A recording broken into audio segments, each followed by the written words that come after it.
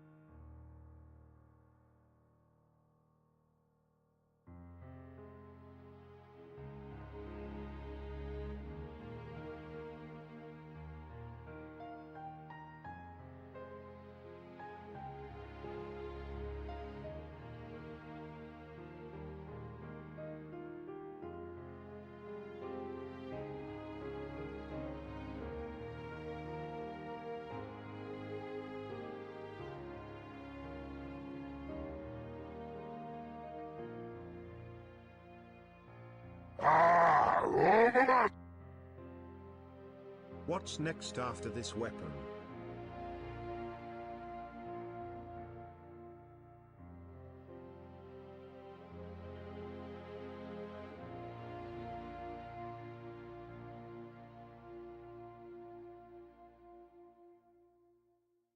That's a good intro song. And a good question, Sonic X. Thank you for the 2. But first we listen to more music.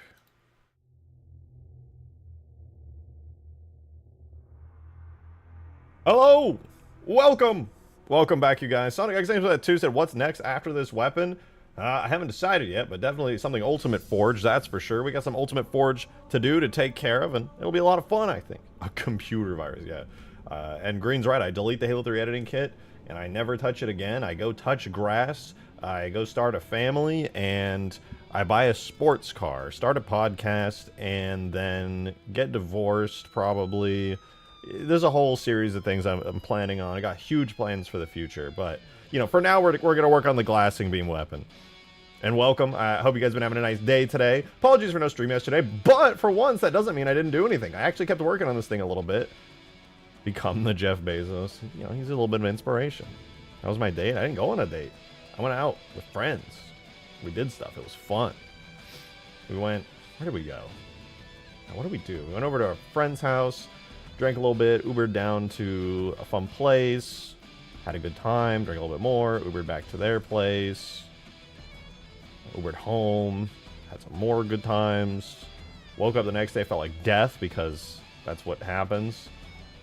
I end up feeling like death for an entire day after anytime I go out and drink anything more than like a single drink. Did I kiss? I'll leave it to your imagination. The only thing I'm going to be kissing this stream, though, is the ground with a Covenant glassing beam. Alright, let's turn on the sound. I did edit this a bit, and I'm going to be honest with you guys. This is going to be very subtle. Most of you are not really going to notice a huge difference in this, but I promise you, it's different. Let's do it.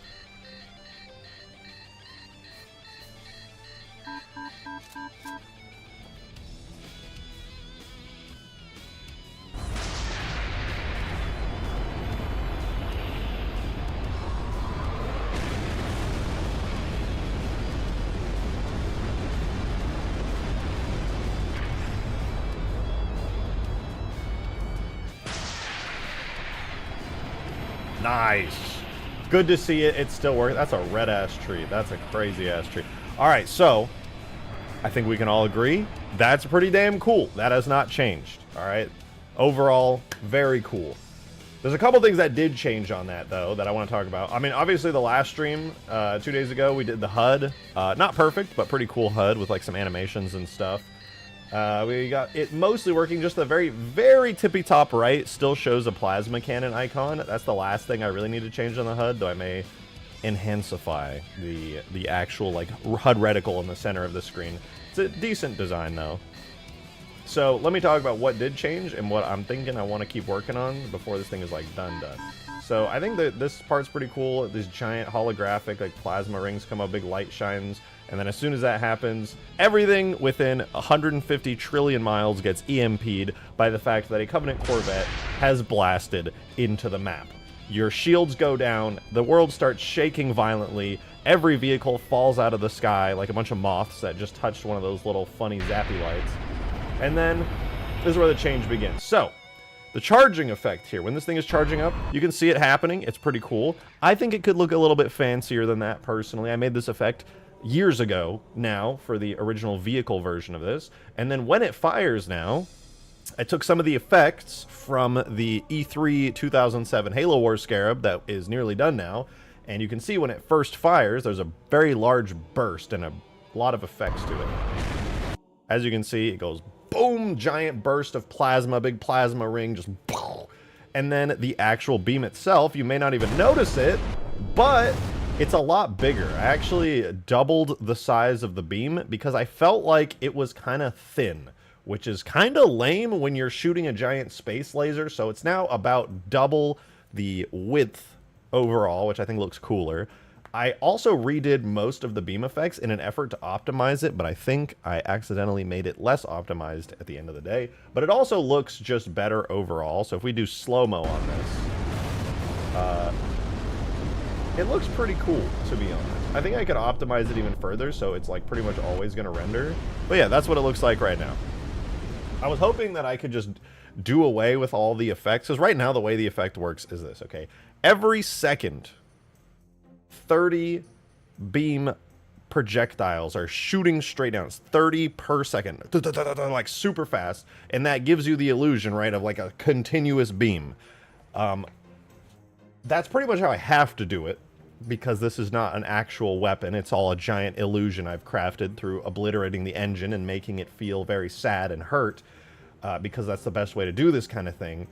What I wanted to do was to have one beam effect that's just moving with the ship, right? If you just have one giant awesome looking beam moving with the ship that then disappears, then the only thing that you're putting on in the game engine is one single beam thing. That's easy. That's not what's happening here. What's happening here is every second, 30 individual beam effects are being created and traveling down to the ground, all together, overlapping on top of each other, giving the illusion of a continuous beam.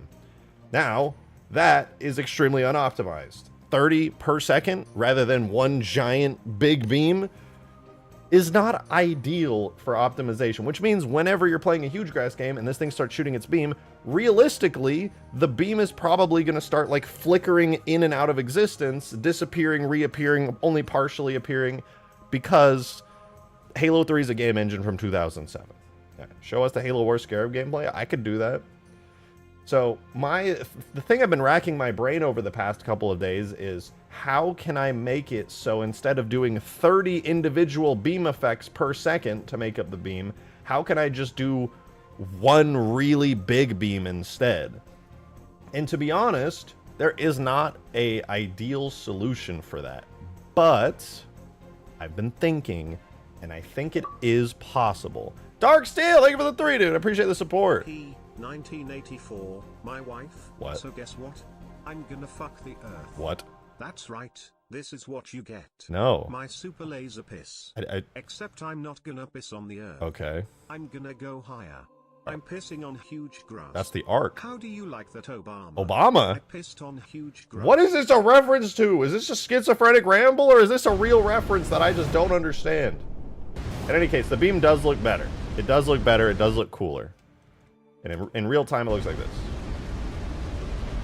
Very energetic, very fast. And I mean, the good part about doing the beam this way is that you can see it traveling in real time. It's not like instantly, you know, it's not just a kind of instantaneous beam. It's very much actually traveling through the air, which has a really cool effect when you're underneath it or far away from it, because you get to watch the beam go wham and slam into the ground like it's a physical object, which adds a lot of impact. So if we watch that happen in real time, it's pretty cool. It charges up, and then instead of instantly coming down, you get to see it hit the ground, which I like that. That lends like a really impactful feeling and moment to the actual beam emission. If it just turned on and then the beam was instantly on the ground, I personally think that would be way lamer. Does it make logical physical sense for a beam of plasma to not be instant, or like a beam of light? let's not worry too much about it. Let's think about what's cool, because if there's anything you guys should have taken away from me or any of my streams where I'm making stuff, it's that in my personal opinion, rule of cool trumps all.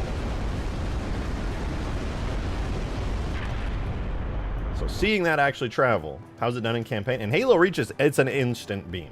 And you never see it up close in Halo Reach. And same with Halo 3, actually. There are scenes in Halo 3 where Covenant ships are glassing, like on... you know what, I'll just show you.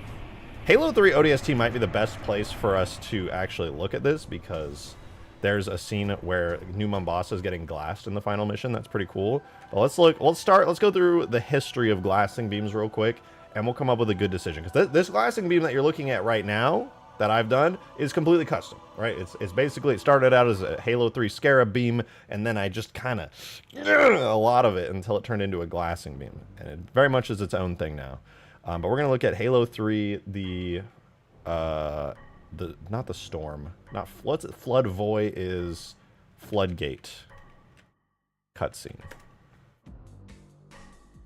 So at the ending of Floodgate in Halo 3 is the first time, to my knowledge, that we get to see a Covenant cruiser glass something, which is here. No, where is it? Should be after Chief gets picked up in the Phantom. You can see, oh, right here. So this is Halo 3's iteration of the glassing beam. Why am I zoomed in? Whatever, I don't care. So right here, boom. That's what it looks like. It's like a swirly purple to orange. So that's what the Halo 3 interpretation of a glassing beam looks like. I'm gonna be honest, that's way too lame for me. And I presume that was way too lame for Bungie back during the development of like Halo Reach as well, because they changed the way it looks quite a lot. But now I want to look really quickly at Halo 3 ODST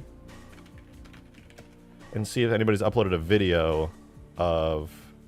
Looks like Nat Ye Oof 6 years ago uploaded a video of the glassing in ODST, so let's check this out. So this happens on the highway mission. To my knowledge, this is the second time we get to see it. Yeah, the ship comes through the clouds looking really ominous. Very, very ominous. Let's see if there's any cool sounds for it.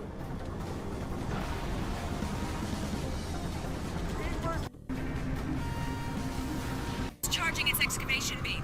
But the dig site... Ooh, interesting. That sound that it used, actually, they ended up... Let me pause. Listen to this. That sound they used is very similar to the one they end up using in Reach. It's charging its excavation beam. But the dig site's on the other side of the... We might be able to yoink that. I like the Reach one already, but that's not bad. Alright, where is the actual... Okay, so here's the point it begins to glass. So this is ODST.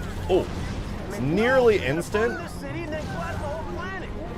And it's kind of just a giant... Made it out of there. And it's just like a giant blue beam, essentially. It's got like plasma effects and stuff, but it's essentially just an instant giant blue beam. Cutscene shows an go down, not instant. Yeah, in Halo Wars 1 and 2, actually, because they activate a glassing beam in Halo Wars 2 in a cutscene. It's not instant. It's not instant. It like travels down. And in Halo Reach, I think it's also... I think it's also instant in Halo Reach. But in Halo Reach, it's also kind of off to the side. It's not like an instant... Or, sorry, it's like out of bounds. It's like LOD almost. Like it's more map decoration than anything. So I think this is New Alexandria. Why is the quality like negative? It's, okay, we're gonna get a 3... This is Gunnery Sergeant Buck, the 11th ODST, over. Copy, Gunnery Sergeant. Go ahead. Need escort on a classified op. Send someone who knows how to fly tight formation. Alright, we're getting all the pixels here. Say Ruby stream today? No, I didn't get to see Ruby stream today. I just got to my PC a little bit before stream.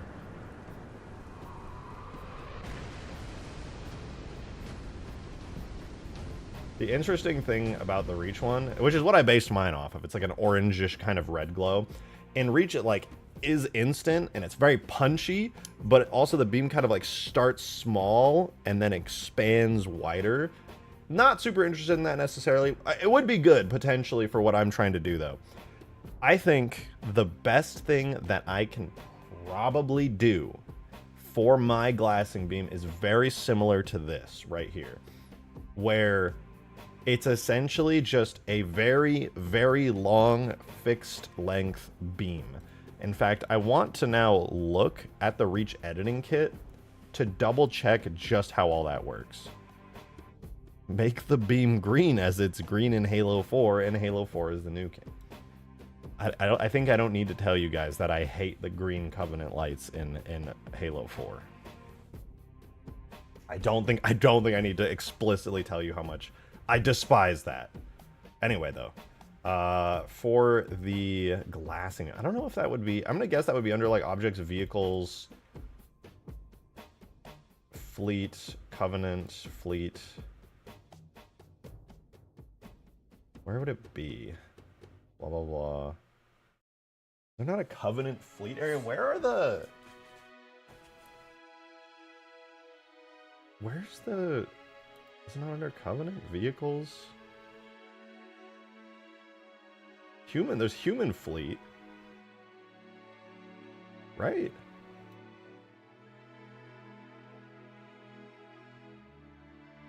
Am I being dumb? Oh, Covenant fleet right there. So yeah, Covenant cruiser, FX, glassing ship dot effect. Okay, so in Halo Reach, this is the effect that actually has the glassing beam in it. So there, it plays a sound for the charge. There's a particle system, and then the actual beam. So I'm curious about this. So it comes from the FX glass hull. It's an actual beam system. It makes it every single tick. And what's interesting is in Halo 3, the beam needs to have an endpoint. And I'm looking here, and it looks to me that the beam does not have an endpoint, but it has instead a fixed length. So I might be able to use this. I need to check in Halo 3 and see. Do we have beams in Halo 3? Now that I think about it, I don't know if a beam system is a tag in Halo 3. Oh yeah, we have beam systems. Okay. No, we have beam systems. I guess they just don't really get used a lot, because I use contrails and stuff a lot. No, what am I saying? Of course we have beams. Those are used for like sentinel beams. I use them on the Scarab even. I think we could theoretically get away with a beam system for this. In Halo 4, the lights are green and the Foreigners are not humans. Yep, that's true. That is accurate. All right, I'm gonna do a firing continuous here. This is gonna mess things up just a little bit, but I'm gonna give it a try. So what I'm gonna do for the firing continuous part, basically it's gonna shoot a single old projectile and then a beam is gonna kick in. And we need to make this beam. What I'm gonna do for it is I'm gonna take the beam that we have right now for the Halo 3 Scarab, and I'm gonna attach it to it and see if it can even work in this context. So I'm gonna temporarily get rid of our actual beam here, and I'm gonna throw on a, let's do the E3 Scarab's beam. I really like how that one works. That's the effect. Where's my cool beam? FX, weapons, firing dot, right here, projectile dot beam system. Very fancy. So we have our beam system. Now what we need to do is see if, just like in Reach, it can support a whole bunch of stuff. So right now it has a length of 120. That's definitely not going to be long enough. And it's also extremely complex. That's a good thing, though, for me. We're going to see how it looks. So we should see a small green beam come out of the ship itself. It might not render, or it might just flicker on and off. I might have to turn on the make every tick setting. We'll see. This is just our first test with the new beam system. Okay, wait, there it is. There's our Scarab beam. Not bad. We know it does work. It does, in fact, work. Now, the real question is, can we make it smoothly transition into what we want here. I actually don't know how easy or how hard that's going to be. The one thing I do know is the length needs to be very, very long. Very, very long. I'm going to double the length. Are all of these 120? Okay, they're all at 120. So we're going to go step by step. I like that green. That's a nice green. It's not really very green, to be honest with you. Okay, they're all diffused. This is actually going to be super easy. I'm going to set the length to 500 units. And honestly, that might not be enough. That actually might be too short for certain situations. But we're going to go ahead and set it to 500 anyway. And another thing we need to do with this beam is we need to make it wider. I think we can all agree that beam was really thin. Way, way too thin. So profile thickness goes from 2 to 4. That is going to need to go from like 8 to 16, I think. And this is like... I'm going to calculate it though. 2 to 4. Let's just start by doubling everything. And then from there, if we need to double it again, we'll double it again. The beam itself already works really good in the sense of how the sizes of all the parts work together. And there's a lot of parts to this beam system that all like very carefully work together. So it's going to look admittedly pretty weird at first. Another thing we're going to have to do here is change the color, but I'm actually going to wait and I'm going to keep the color green for now. I'm trying to just get the size of it pinned down. The textures are probably going to look a little stretched or compressed, and it's still going to be green, but we're going to see.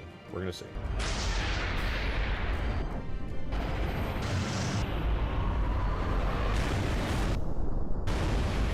I mean, it looks pretty cool for a beam, honestly. Probably could be a little bit thicker, but it's not bad. It's not bad. I feel like it could work. It could work. Halo Wars Scarab gameplay. You want to see the Halo Wars Scarab, Eggman? I got you. I love the Halo Wars Scarab. I should... Oh, looks like I deleted it from the map on accident. Let's put it in. The Scarab might be the next thing we work on. Maybe we'll finalize the Falcata and then start on the Condor, the final vehicle. But the E3 Halo Wars Scarab here is nearly complete. It's so close. It just needs a proper death sequence and the final touches on its interior. You can see here it's got like a full custom interior that I spent way too long on. That's technically still not done. Don't love it. It's kind of grungy and nasty in here, but it's cool nonetheless.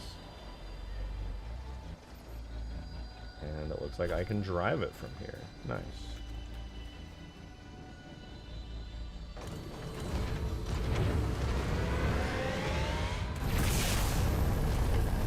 This is the beam we actually just stole and started modifying.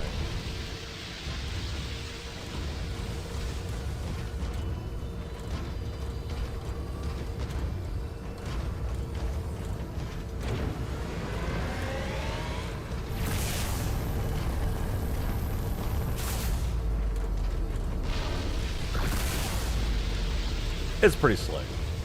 The bottom, yeah. We also have a Halo 2 Scarab. I'm not sure if you knew that. I spent a very long time creating a Halo 2 Scarab in Halo 3. Which I am personally a big fan of.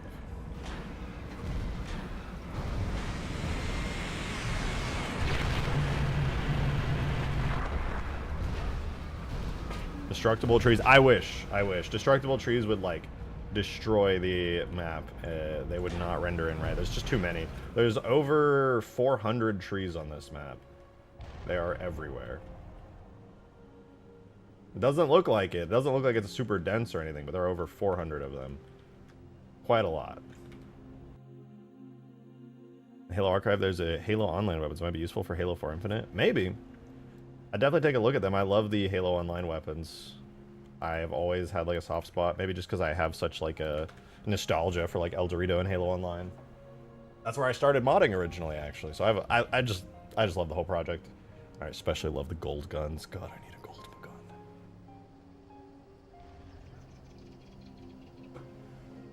Yeah, back before Mod Tools, Dark Gamer, I did do Extinction for Halo Reach,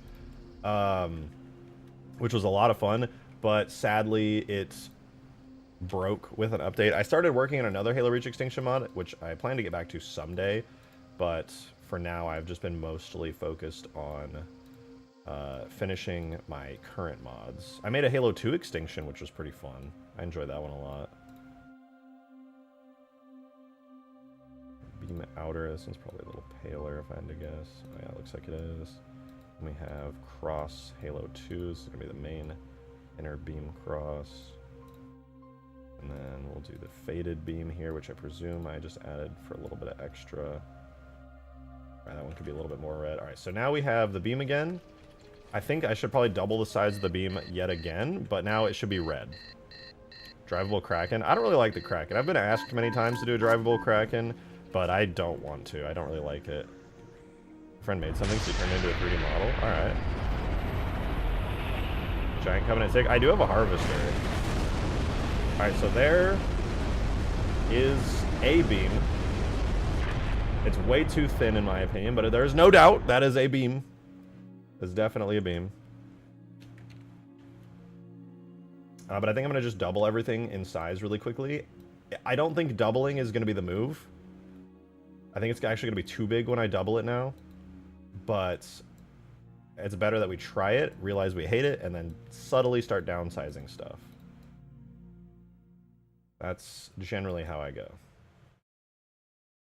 So those are, the beam has a lot of like individual beam parts that I added to hopefully add a bit more complexity to the entire thing. I'll be able to like change the size of these individual beams here, which really could get some nice effects on this whole thing. Give the Pelican Halo 1 control. I have no idea what that means.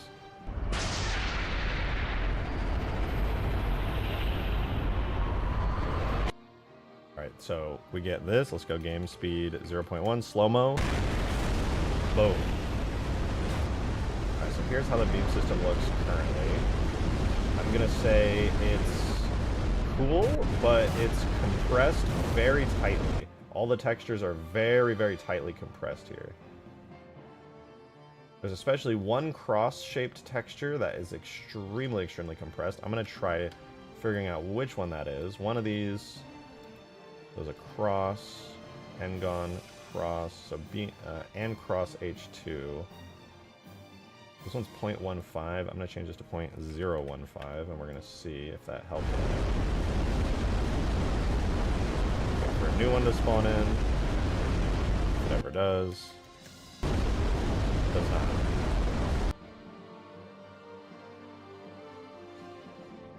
Alright, Eggman, calm down. You're all caps telling me to do stuff.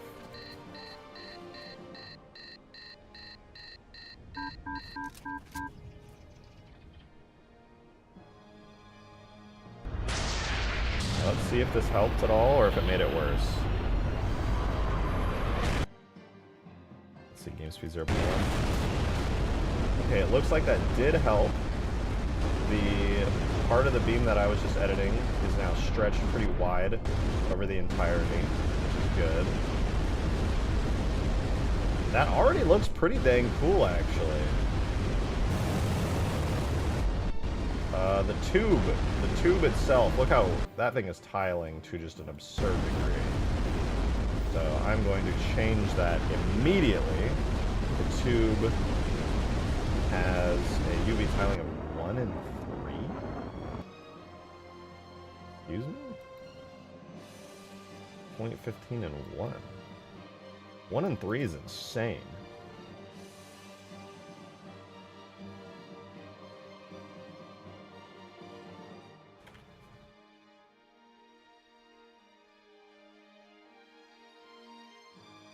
Alright, this might stretch it too far. We'll try it. Make huge dress cost $20 to fire a bullet. Now you're speaking my language. I love capitalism.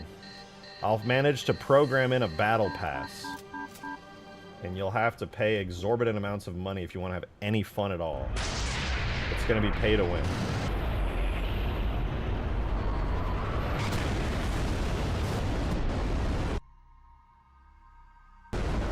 Okay, now the tube is terrible. Stretched really, really wide. Let's try 0.1 to 1. I wish I could. I gotta make a little thing that'll let me test this quicker. How did you import the Lich into Halo 3? That is a very complicated question. I also redesigned a lot of the Lich to look like it's from Halo 3. I did a lot of 3D stuff, a lot of texture stuff, and a whole lot of Halo modding stuff. I have a whole series of streams where I did it that are still, of course, up on my channel. I just don't really know how to explain it in a way that'll make sense or take less than an hour. Dropkick equipment? You could actually do a dropkick equipment in Reach. Halo 3, you could probably take it, to be honest. Alright, let's see how our tube is doing, our tube texture. I'm noticing the tube is, like, kind of ugly. And one-sided as well.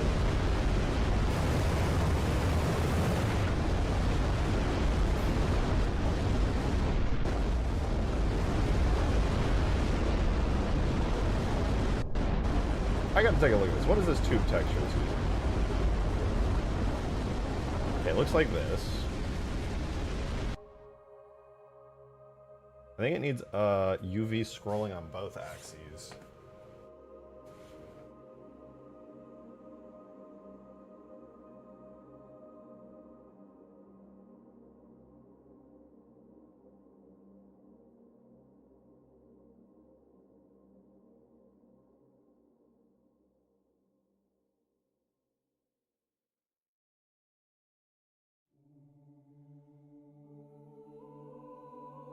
Alright, let's see. Tube is good. There's a lot of inner beam stuff that I'm a bit curious about. We have a giant cross in here that looks like this that I'm a big fan of. We also have the main cross, which is this, which I like a lot. I want to add some smoke, I think, into this.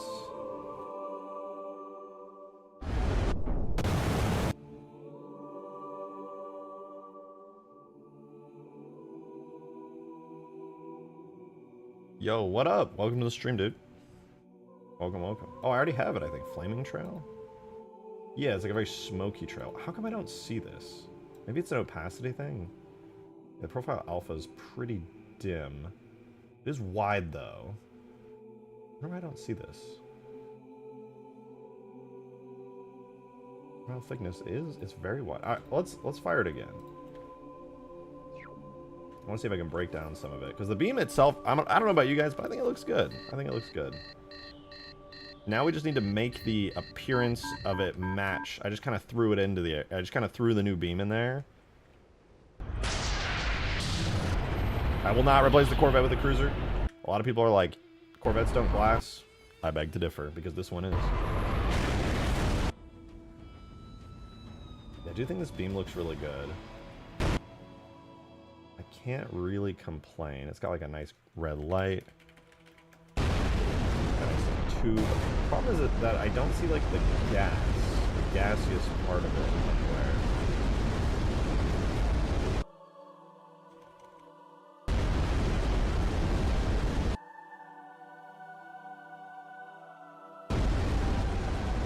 There is supposed to be a very wide gaseous part that does not seem to show up very well.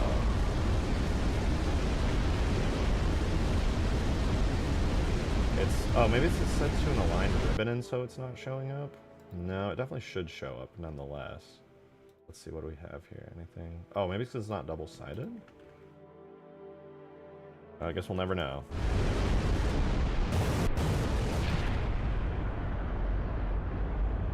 I can shoot the Covenant Bomb from Halo 2. I can just already do that. I have the Covenant Bomb from Halo 2.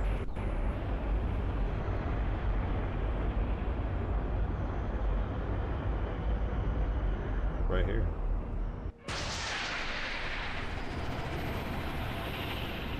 That's right, man, it's just the caps lock guy from last year. Maybe. Here's the Covenant Bomb. Very beautiful. Looks good in Halo 3. Now the real question is, what if I took this Covenant Bomb? Somehow the bald beam has returned. It's not a bald beam. Here, if you want the Covenant Bomb, I'm more than happy to do it. Turn off game speed. Move very far away.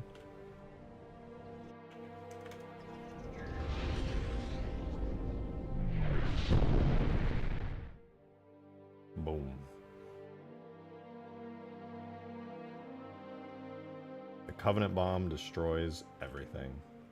Isn't it beautiful? It's beautiful. Say it's beautiful.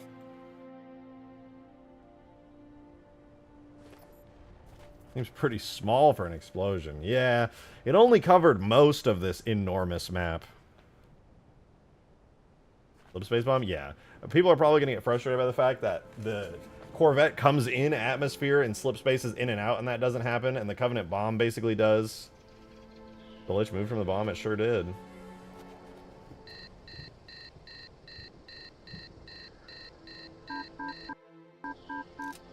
Alright. Did my ribbony effect... You know what? I'm just going to make it into a cross. A double-sided cross. Still have time.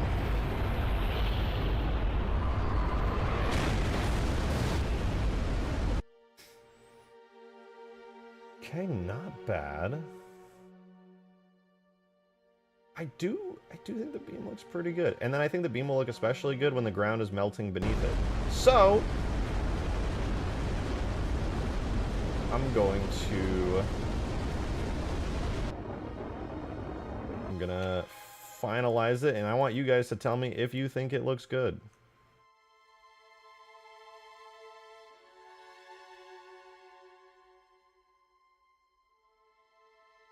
What I'm gonna do is I'm gonna take the projectile, this right here. Right now it uses projectile primary as its effect. I'm actually just going to clear it. So now the projectile has no effects associated with it at all, which maybe people won't like. But basically now the beam is going to be primarily an instantaneous optimized beam that will always render. Some smoke getting left in the air. Well, we have steam and stuff where it melts the ground. Alright, let's see how it looks.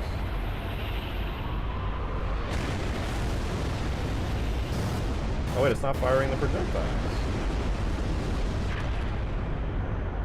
Didn't fire the damn project. Oh, I forgot to give them a place to be firing from. Oops. Yep. You're that classic Davy Jones. Thank you for the tier, dude.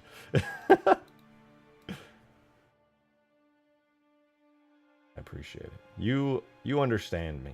Few people do, but I think you do.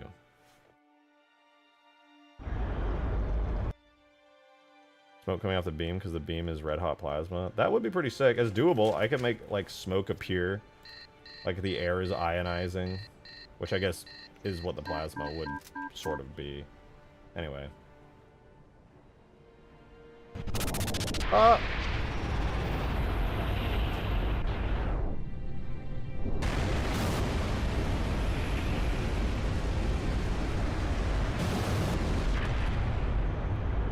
Honestly, I don't really have any issues with the new beams. Can the Scarab be EMP'd? I have no idea. I've never tested that. I don't know if it has any support for it or anything. Alright, let's try the beam over here. Like on a hillside. See how it looks. I'm actually liking the new beam a lot more than I thought I would.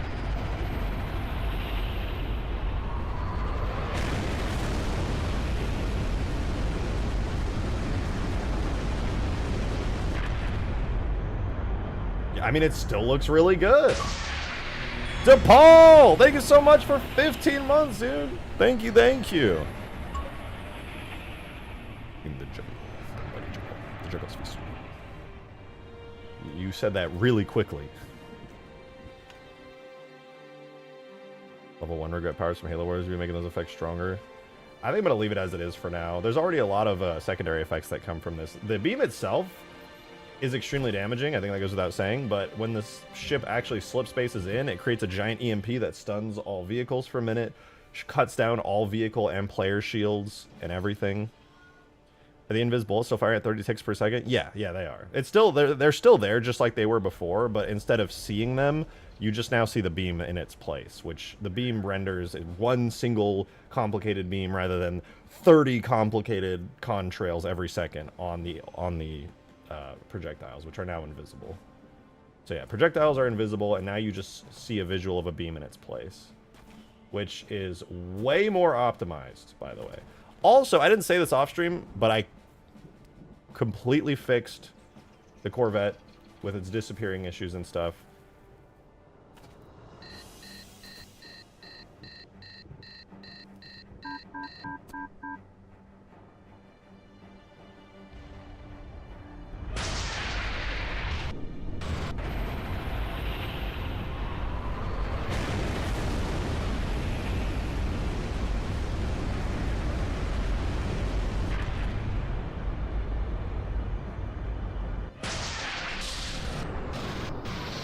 So the biggest problem I have with the entire Light of Judgement weapon, the whole Corvette and everything,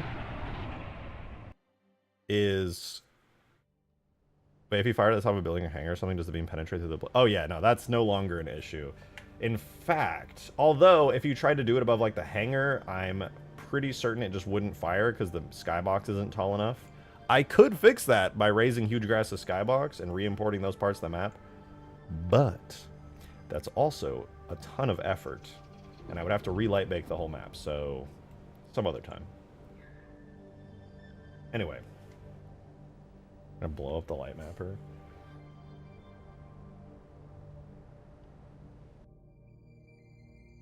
Eggman, why do you talk in all caps?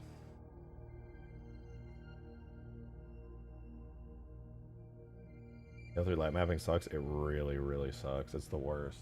I should throw the map in ODST instead.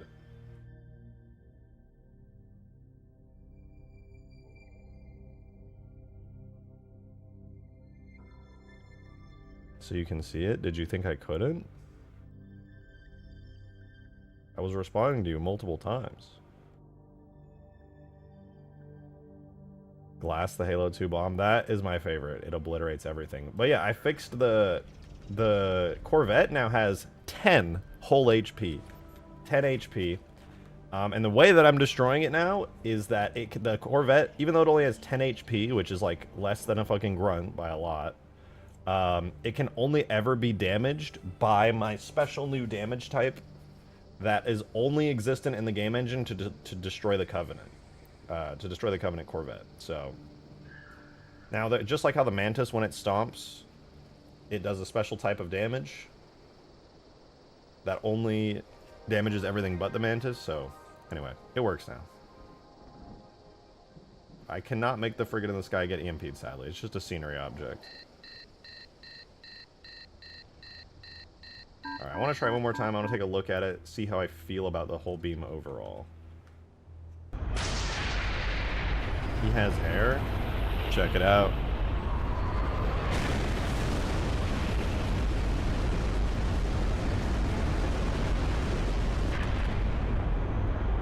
Good. Alright, now the real question is, this thing's about to exit, right? It's about to do a Slipspace exit. And right now, it's just going to disappear in a giant explosion of distortion and light particles. And that works. That's functional, but it's not amazing. But I also can't make it disappear into a portal. Have I ever considered making curse mods for Halo 3? There's just already a lot of curse mods, and it takes a lot of effort to do those. Like, Inferno does, like, to be honest, I just don't want to do something that Inferno's already done, if that makes sense. Like, he's already done it so good, and he might have plans to do his own for, like, Halo 3, so if I decided to do a Cursed Halo 3 mod, then it's like, you know, it's whatever. At 2-9! Thank you for the tenor! Thank you so much for the support, I appreciate it. Thank you, dude. You didn't even say anything. I appreciate it, though. Thank you for the support. Thank you, dude. Yeah, I think this is mostly good. I wish I could make the exit a little bit better. But it doesn't actually go in the portal. I'm actually hiding it. The way this is going to be an immersion breaker, but like players will never normally notice this. But the way it works is, right? This happens, this goes, and then I'll speed 0.1. I'm actually hiding the fact that the ship is never actually inside the Slipspace portal, right? So the portal begins to open, and then the screen goes completely white for a split second, and the ship flies out of it extremely quickly, and you would only ever notice if you were behind it, but the ship is actually not inside the portal. But I move it out so quickly and hide everything so carefully that realistically you shouldn't notice the ship is not actually in the portal. And sadly, the reason I can't hide it in the portal is because cutting models and chopping them like that is a cutscene exclusive thing, and since this is just in-game, I don't really get the option to do it. Oh, I broke the effect by playing it in slow motion, but yeah, you get the idea.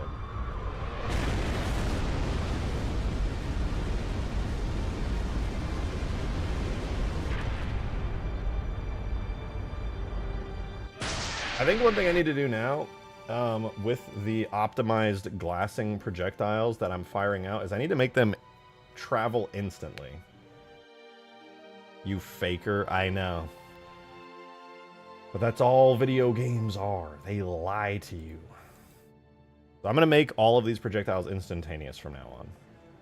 So we're going to check this box on our glassing beam. We're going to do, where is it? Travels instantaneously. And in case that wasn't enough, we're also going to do velocity 5,000. So every second it should travel 5,000 meters, if for whatever reason it didn't already. So that should synchronize our instantaneous beam with our other stuff. I don't know, you know what I mean. Alright, let's take a look. So now the beam should track along with the impact better on the ground. It was kind of delayed before. There we go. Now it is like instant. Much better. Much, much better. Alright, let's test it out on some vehicles. Make sure everything's still working good. Also, I should probably make it over-penetrate. Because the beam now goes through everything. Oh yeah, it already over-penetrates. It over-penetrates through literally everything. So we should hopefully destroy everything forever, all the time. Let's see how that looks. We're probably going to die here.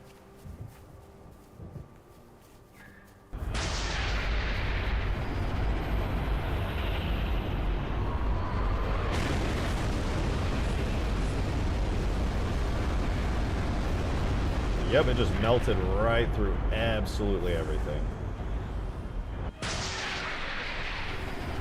66K likes, by the way. Huge! True, Hunter. True. And somebody posted my thingy on Reddit, which I thought was really cool. And it got, like, so many upvotes. I loved it. It made me really happy.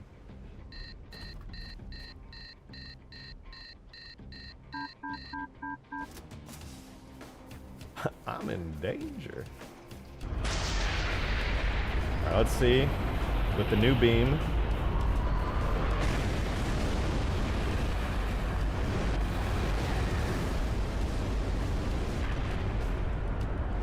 Not perfect, but good.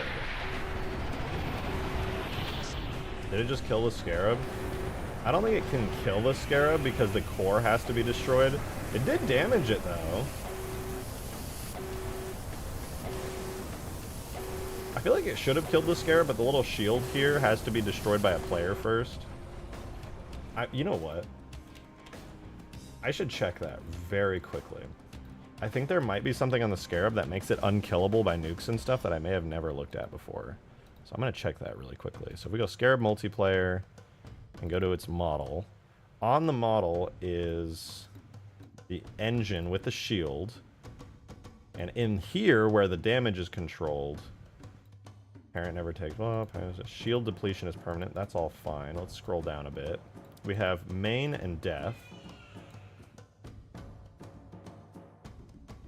Back break medium. Okay, so that's for the damaged part. The death part. Destroys it, etc., etc.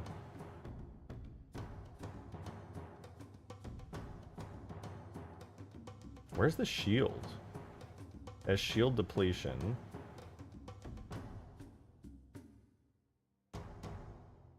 The Scarab killable by a Pelican ram at full speed. I think that might devalue the Scarab a little bit. The shield and everything are all on main. So main is where the damage is. Damage to this section does not count against body vitality.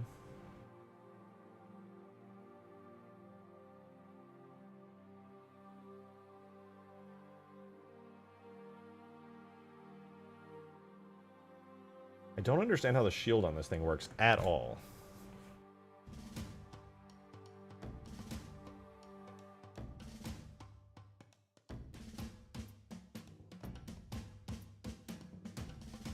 Have a good stream. You're finally appearing recommended when you're live. Good. Keep it like that. Yeah. I like that. Yeah, I'm not entirely sure how this is going to work, so I'm just not going to worry about it. We'll just keep the Scarab doing its Scarab-y thing. It's all better now. It's supposed to do that, don't worry.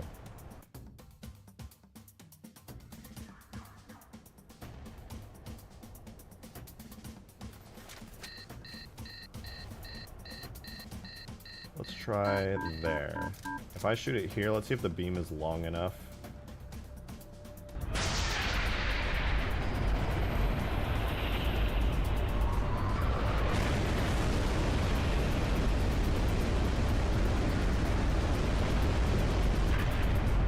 That's weird.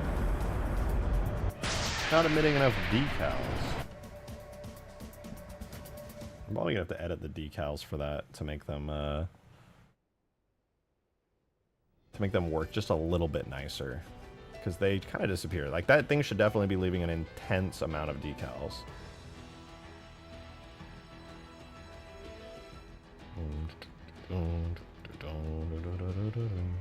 Alright, we need the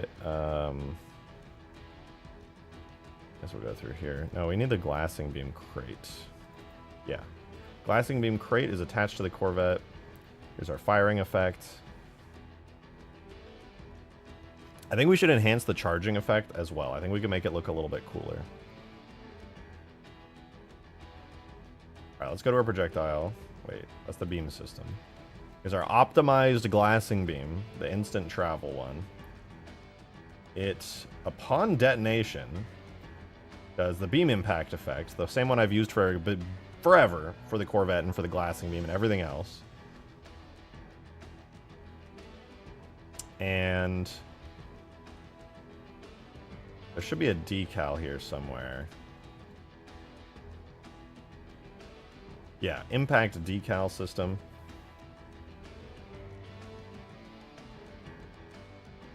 Max overlapping is 20. I'm gonna do 0. There's no limit. Let's try it now. Adam, thank you so much for that too, man. Appreciate the support. Kill all the vehicles under that structure. Are you gonna make it so it is capable of going through anything? It does. Could put the opposing team at a huge disadvantage by going through the mountain and destroying all the vehicles in their hangar. It could work. The problem is the sky isn't tall enough, and it doesn't go back far enough. But if I modify it so that it is far enough back, it's totally doable.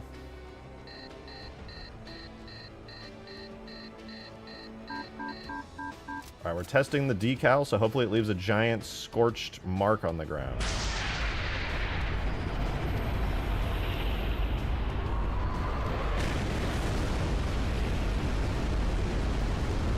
Beautiful. Beautiful.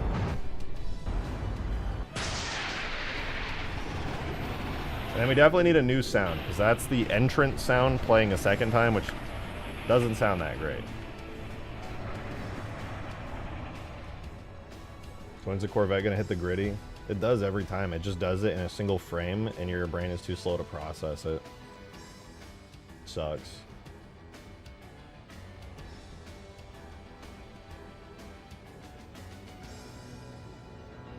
Should be a destroyer. It could be a destroyer. Don't we have a destroyer? Oh, I had to remove it from the map because I accidentally left it in there.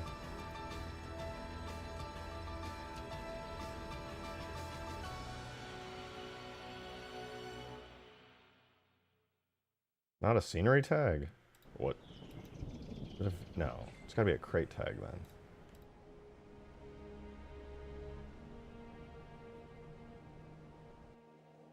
What? What is it? There's no way it's a vehicle.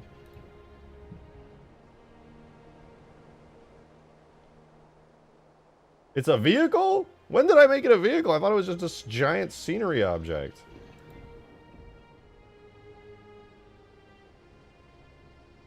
Oops, that's a scenery. Is it still enormous? Oh! It's beautiful.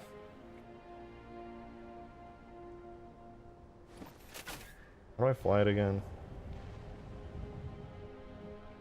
Not like down here. Oh, I saw it for a split second. Maybe it's up here.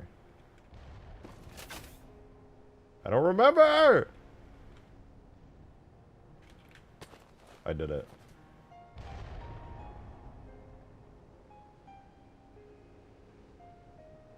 Jesus, I didn't do anything to this. I just put it in the game, didn't I?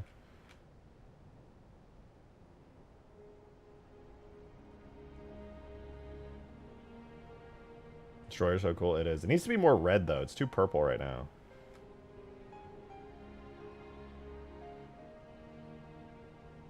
I guarantee this face cam is covering it up.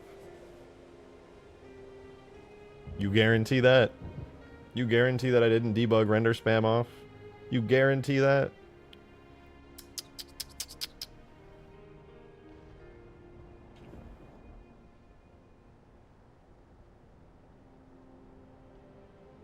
Turns out I am capable of learning. His power level. Yeah, I think this is mostly good. I really like... I don't like how it looks when it exits, but I also find myself not really caring at the same time. Take it to the elevation. Oh, also, I fixed the bug. The edge case. I'm going to show you what happens on the edge case. It's not perfect, but it's way better. So you spawn it in. It's way too high up on the map. This hopefully doesn't even happen in the future because I just fix it. Oh, the beam fires now, but no projectiles go through. There's no damage. It'll just be like that. Anyway, it goes out, and then, wait for it. Green failed his skill check mission. It breaks, but then disappears and saves itself. It looks weird if you catch it, but... That is the edge case fix where it goes out of the map. Darksteel, thank you for the 3! Green failed his skill check mission failed, plus respect. That's what I'm talking about. That's what I'm talking about.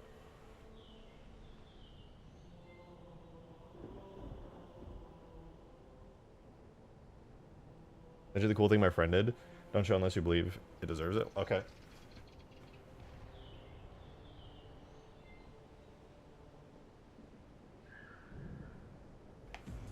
I haven't checked my Discord in a minute. What is going on?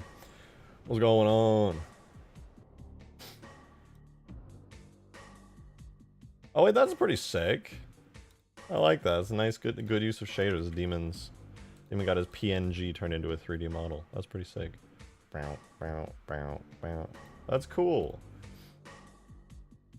I fucking love shaders so much. I love shaders so fucking much. Name 10 Covenant ships you haven't made drivable. The PQR patterned Ultra Class Geo Deconstructor. The Clozorp Armory Cruiser Class Anus Destroyer. What are you talking about? Covenant ships. Duh.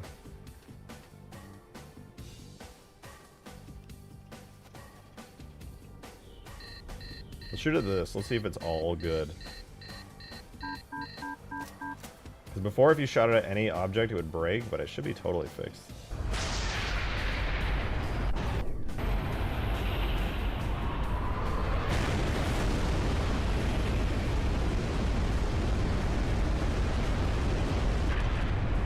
We live in the best timeline. It just seizure, what the fuck? It just works!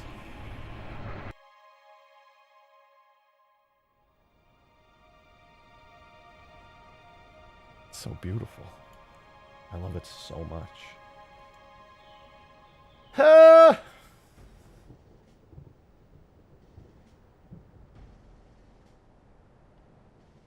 I haven't seen Lich gameplay. Yeah, sure, I got you. Lich is fun. Because at least on this map, it has a little, get out of my face. It has a little pad for it to spawn on. You can spawn them in Forge, too. Very fancy inside. I made it gold and purple, because I think it looks cooler than the old Halo 4 stuff. One day I'm going to replace the walls in this thing and make it look more classic. Classic.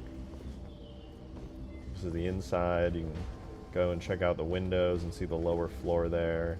There's also a core that you can destroy with bullets only for some reason. You can also walk up the ramp and go outside, or you can just drive it.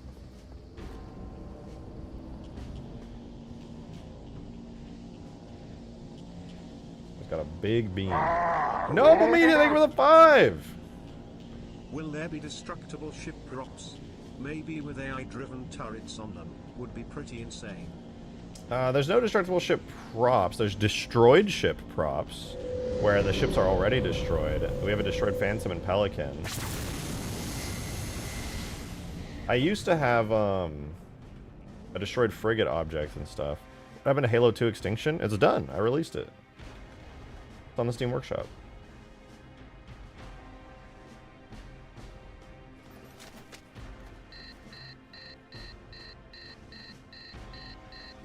And it's very fun, if a little bit laggy and it overloads, but it's still very fun. Alright, so I've marked that spot. I want to double check my animation works. Perfect.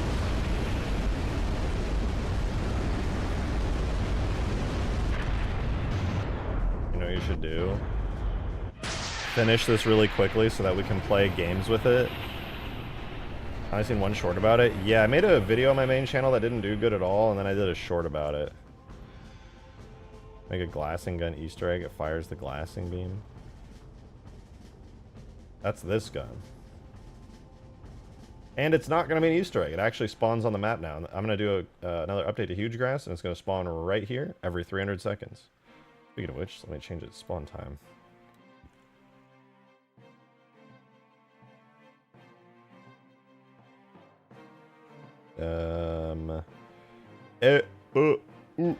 Make a Halo 2 Lich? No, that's way too complicated. I'd have to make a whole custom one from scratch. Oh yeah, what's the spawn time on this? Spawn time, I'm gonna do this every 300 seconds. So every 5, no, I'm gonna do 180 seconds. 180 seconds it'll spawn. A glassing gun like the Scarab gun? I think I have one already, if I'm not mistaken.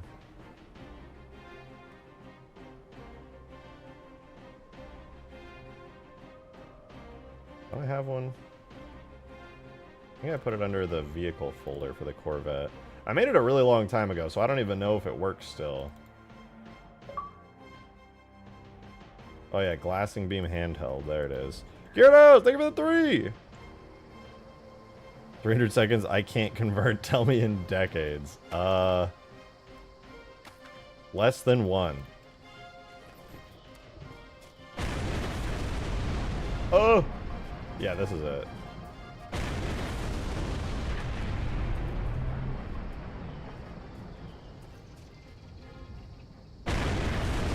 Jesus, it's so over the top.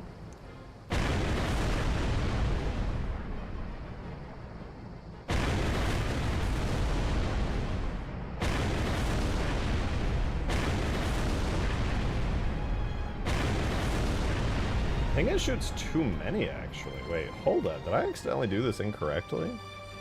It should be 30 per second.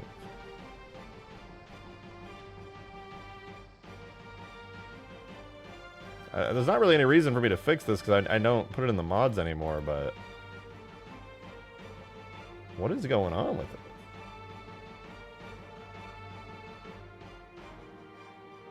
Oh, 60 per second. What the fuck? Hell no. I might as well set it to 15.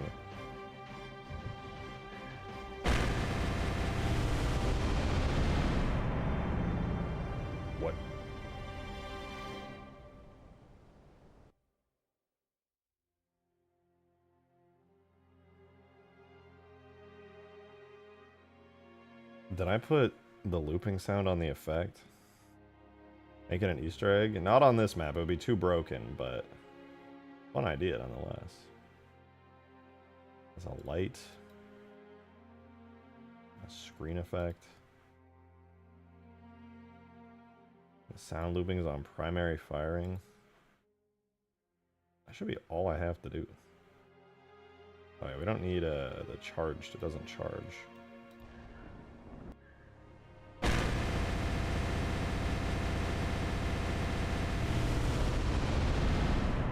Why does it do that? Brrr, whatever. I don't care.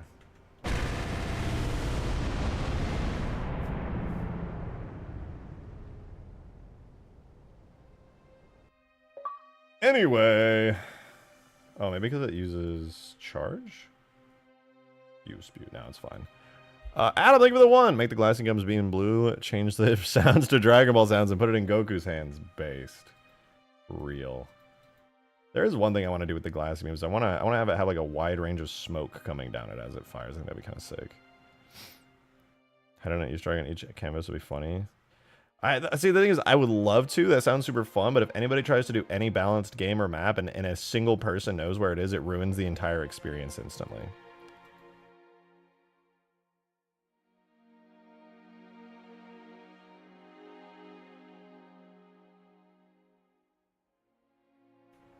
The glassing beam should totally be bright as fuck. To be fair, it kind of is. Do need to very quickly... I'm going to edit the glassing beam and add that smoke back. I think the smoke is really cool looking. And I think it should be on there. Go glassing beam crate. And go to the firing effect here on it. Or getting out of the map to get the switches, they might have a bigger problem. And people will do it though. The thing is, you got to do it like how the Battlefield devs do their Easter eggs, where you do the Easter egg and it's cool as fuck, but it's not broken.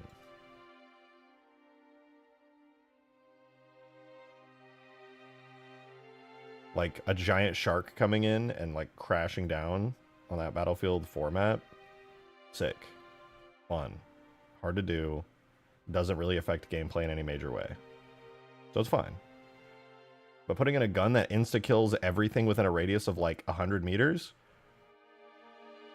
Not a great idea. I gotta edit the beam effect real quick. And we're gonna add that smoke to it because I think it looks cool. And for whatever reason, this one did not work. Flaming trail. We have to switch it to whatever the ODST one was. I think it's pod. Isn't it here?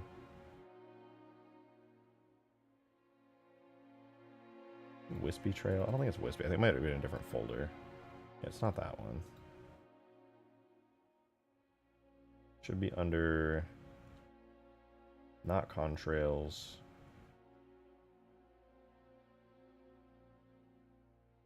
Maybe it is contrails.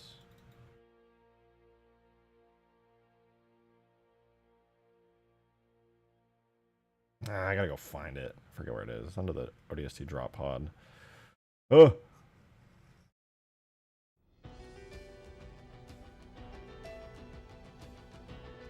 Fine, I'll go hunt it down.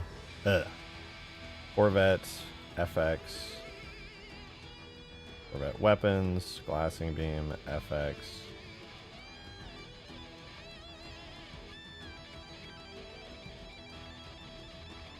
Whatever, it should be right here on the projectile.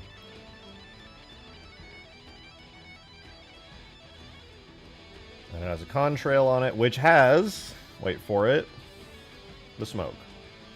Which uses the texture pod trail, which is in my ODST bod bitmaps folder. Obviously, duh. Who wouldn't have expected it to be there?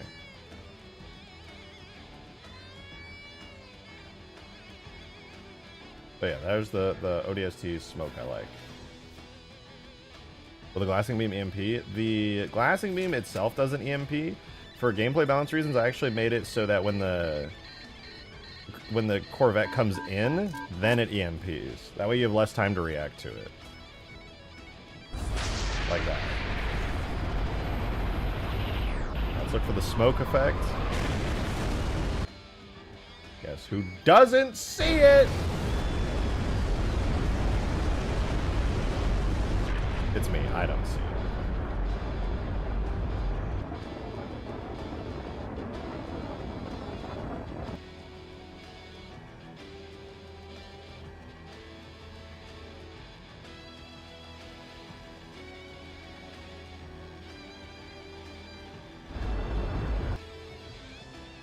All right, let's try one more time.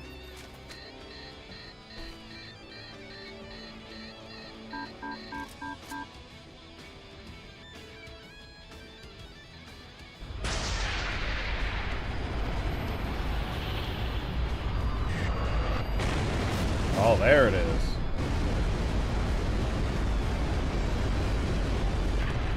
All right, the intensity was just too low, was its only issue.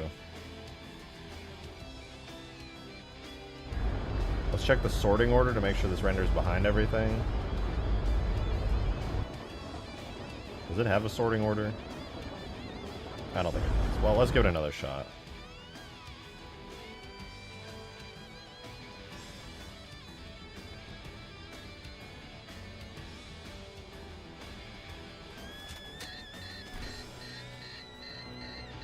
Work you using present? Thank you, I appreciate it.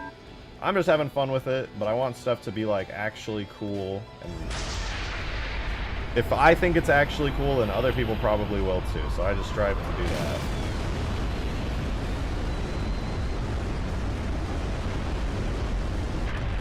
Okay, the smoke is there, it works, and it actually is very cool. Is it possible to make the glassing beam's impact site melting more permanent? All I can really do is paint the ground with decal textures. The actual ground itself is completely permanent unless I specifically modeled an entire separate version of the map that had the exact spot that it glassed in get switched, so sadly not.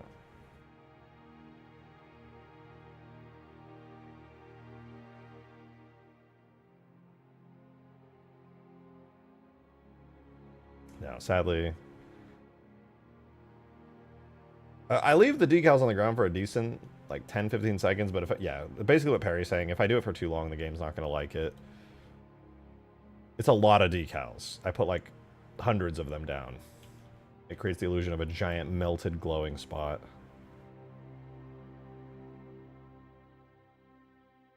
And it only works because they're glowy. It's a good idea. I wish I could, to be honest with you. I wish I could do way more with it. It's just a restriction of the engine, though.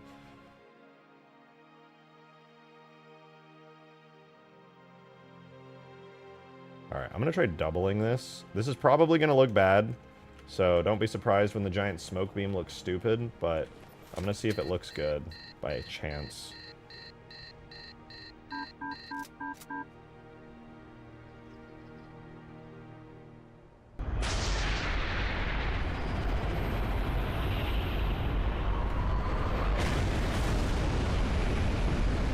That actually doesn't look as bad as I was expecting it to.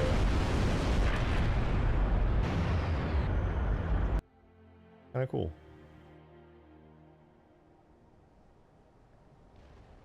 I feel like the beam is kind of offset, though. Any of these offset?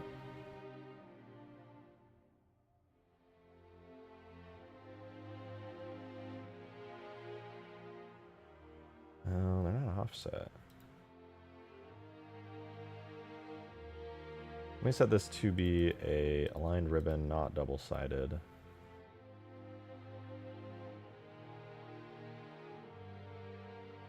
How does this beam work, like, functionally? So this right now, the way it used to work was that, and technically it still works like this, but basically it's shooting projectiles down like bullets really fast. There was doing 30 per second before, and they would travel and you could see them hit the ground. And each one of those 30 per second projectiles flying down had an effect on it that left a trail. It was basically like a trail of fire and plasma on it, like a couple of them, very similar to how the beam works now, but 30 per second with like 3 trails on each one of them coming down from the ship. That was very unoptimized, so I deleted all those effects and I replaced it with one really big complicated beam effect that's way more optimized. And now, so it's instantly shooting bullets down 30 per second that are doing tons of damage. How does it work? Okay, so you want to know the logic behind it? I can tell you. It's pretty fun. Basically, what happens is I'll explain it as so I'm just charging a regular weapon right now. It's charging, and when it finally finishes charging, boom, it fires one projectile over there, right there. And so, right now, an effect starts playing. The effect is basically just doing particles. And at the end of that particle, once it's done, I've paused it, what happens is the effect is still playing after that. So there's a second part of the effect, which basically I have it offset. So a huge number of units straight up and a huge number of units over to the side. I kind of pinned down the best values for it. It's going to open a bunch more particles for the Slipspace portal off on that offset over there. And then it's also going to summon a giant tag, the same tag as the Scarab with the Corvette model. So my Corvette giant spawns in with a bunch of effects and screen stuff going on. That Corvette has an idle animation. So the moment it spawns in, it's like a character that has like an idle breathing animation. The Corvette's idle animation is the glassing beam animation. So it flies in really quick out of the portal, slows down over the spot, and then zooms away. If I just left it there, it would just do that forever and forever and forever because that's its idle animation. So what I do is when the Corvette spawns in on the offset right here, it also has attachments on it. It has an invisible object right here that is timed specifically, so the moment it goes over the glassing area at about, I think, 4 or 5 seconds, that invisible object will start shooting the beams down and then stop after a fixed amount of time. It begins. Corvette's still just playing its idle animation. Now, after the amount of time is done, it stops, and then the idle animation's still playing. It had the problem where it was teleporting back because it was broken back then? Yes, but I solved it. So the way I solved it is I made a new damage type in the engine, and I made a new material type in the engine called the Corvette material, and the Corvette damage type. And this Corvette can only now be damaged. Nothing can do damage to it unless it's the special Corvette damage type. And it has a special Corvette material, which is why it only takes damage. So what happens is, after a fixed amount of time, the Corvette has an effect on it that's already just playing. It's counting up a timer right now. So when it gets to the end of its animation, right before it loops back and continues playing, it's about 16 seconds after spawn. Where's the hover hog, Drake bot? I bet the confetti is still there, but we ain't got no hog in IT. Not true, I have a new Easter egg. But after about the 16-second timer is up, it plays a damage effect using the special Corvette damage type. And then that kills it. And this thing is set to when it dies, when the Corvette giant dies, it plays a Slipspace effect. So the damage gets taken, the death effect plays, and it's completely gone. So all that can be triggered by a weapon. How does the engine do that? It's the magic of effect tags. Effect tags let you spawn in other tags, and they have a lot of control. This is an effect tag right here. You can have events in them with times and delays. You can have parts, so you spawn in stuff like beam systems, projectiles. You can choose the location on the model that that object comes from. You can offset it by angle or position. You can spawn particles as well through these. You can create forces on them. You can play looping sounds. Effects are just extremely powerful. Does the flamethrower use that to spawn its lingering flame? Yes, it does. Effects are used absolutely everywhere in Halo, and you can do way more with them than Bungie intended. Effect tags are just insanely powerful. There's like infinite potential with them almost. So basically I'm just hacking the effect tag to do way more than they probably should ever do. And the good news is if you do it really carefully and you know the restrictions of like networking and stuff, all of this can work in multiplayer. The AI Forge spawning is effect magic, that's also true. It's also hacking the flood system for when AI get infected by floods. Didn't Pelican make up the H3 model of a rockets on the side we could use, or did that break that MCC up? No, that's that works as well. That's on this map too. Right here. It's got the rocket pods. Works just as good as ever.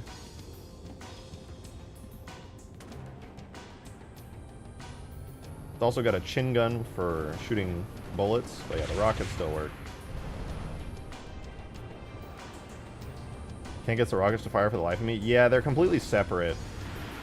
I had to make a completely new setup for the rockets. I had to like model them in and make a brand new weapon for them. It was kind of a lot. You can make them work though, it's just complicated. Just the way they're set up is weird. These rockets aren't even the vanilla rockets. I just made a brand new rocket setup for it because it was so bad before. How do you get into the room with the longsword? Oh, this is the spawn. There's a teleporter down here that takes you up. This one right here. The teleporters aren't on, but there's a teleporter right there. And you should default spawn in these rooms.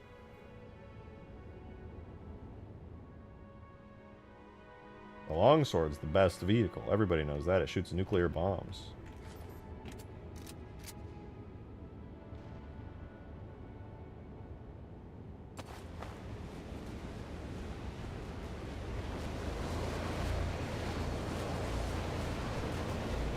The vanilla Hildy rocket pods don't tilt. They do not.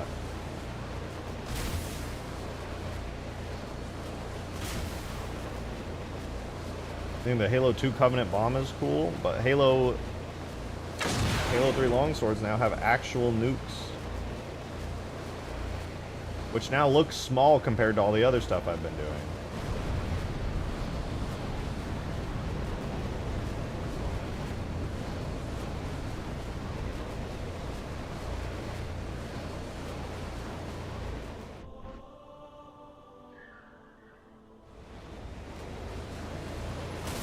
Get me out! Get me out!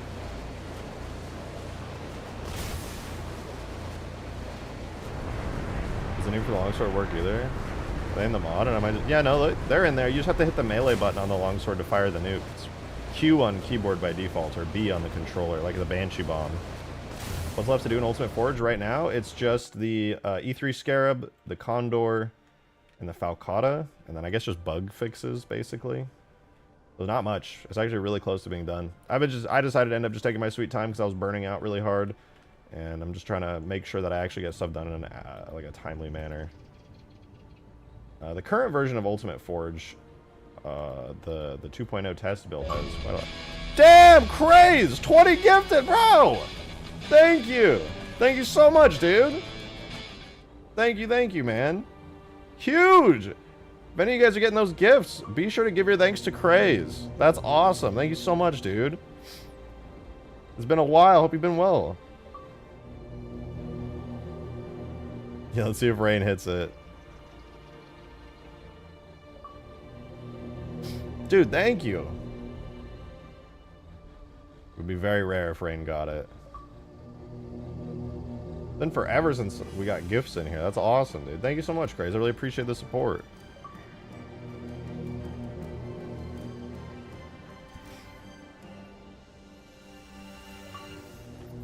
Let's glass this thing. And also run away because we are in range.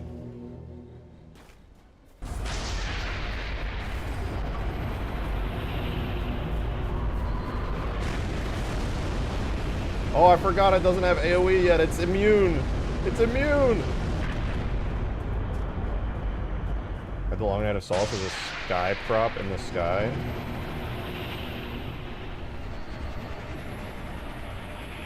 That sure was hard.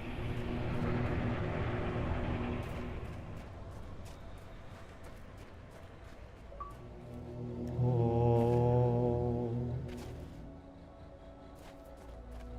Fuck a Scarab.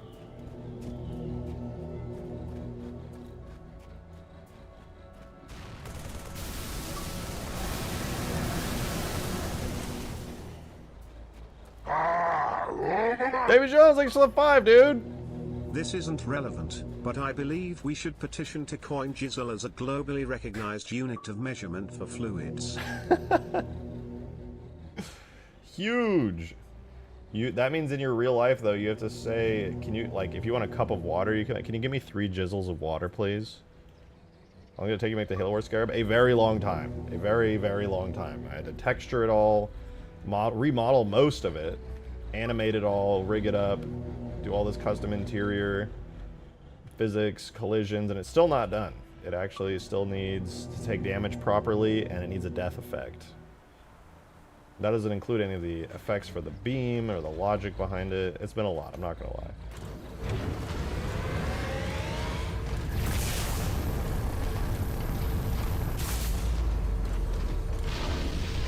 How many jizzles did it take to ice my cinnamon rolls? Yeah, it sounds like a lot if I had to guess.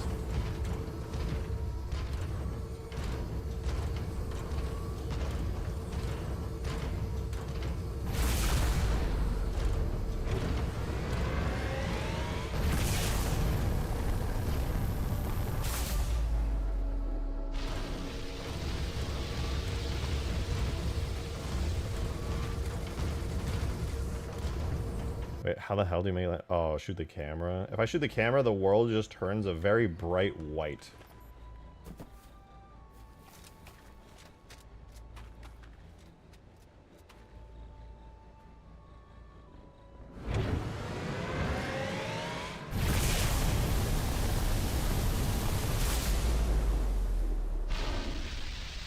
Beautiful.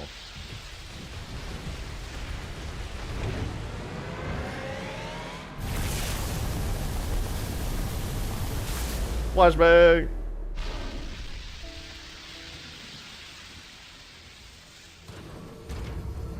And the Blisterback from Halo Wars 2. The Blisterback probably wouldn't work like very well at all in Halo 3's engine.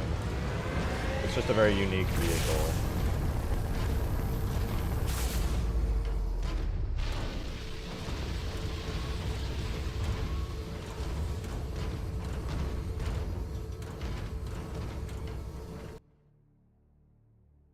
Because the Blisterback, right, it flies, it's like a flying vehicle, and then when it gets close to the ground, it lands, like, completely.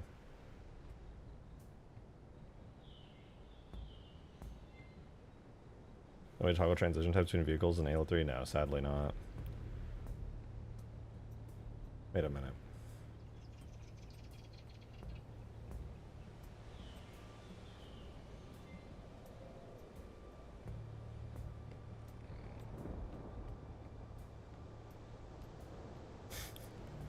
You got me thinking here about the Blisterback, and I hate to say it.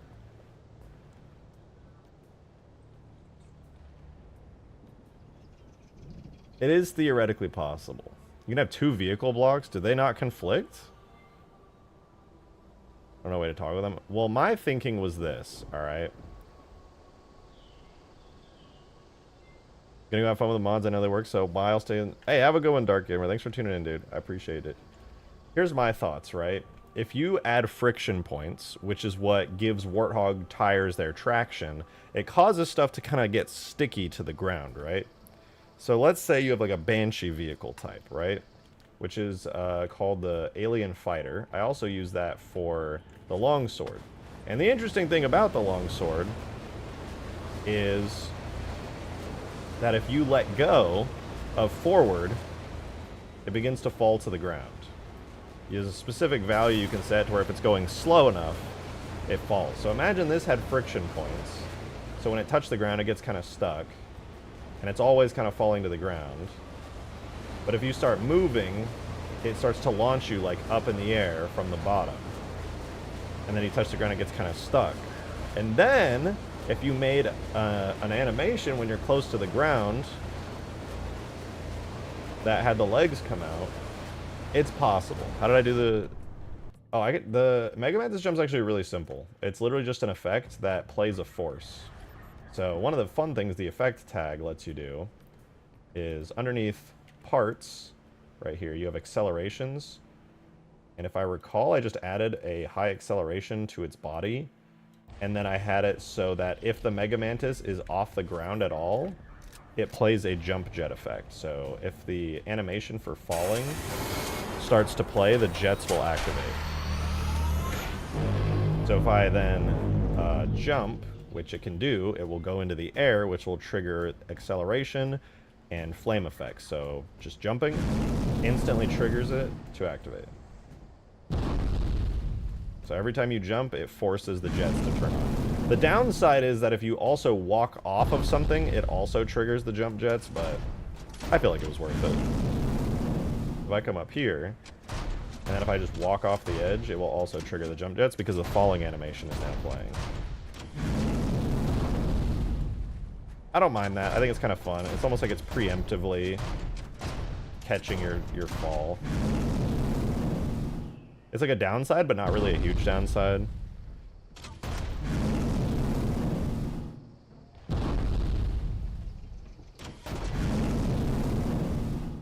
Just give us the pre-patch version where it could fly. No. Yeah, there was a bug for a while where you could like spam the fly if you just like hit the buttons just right.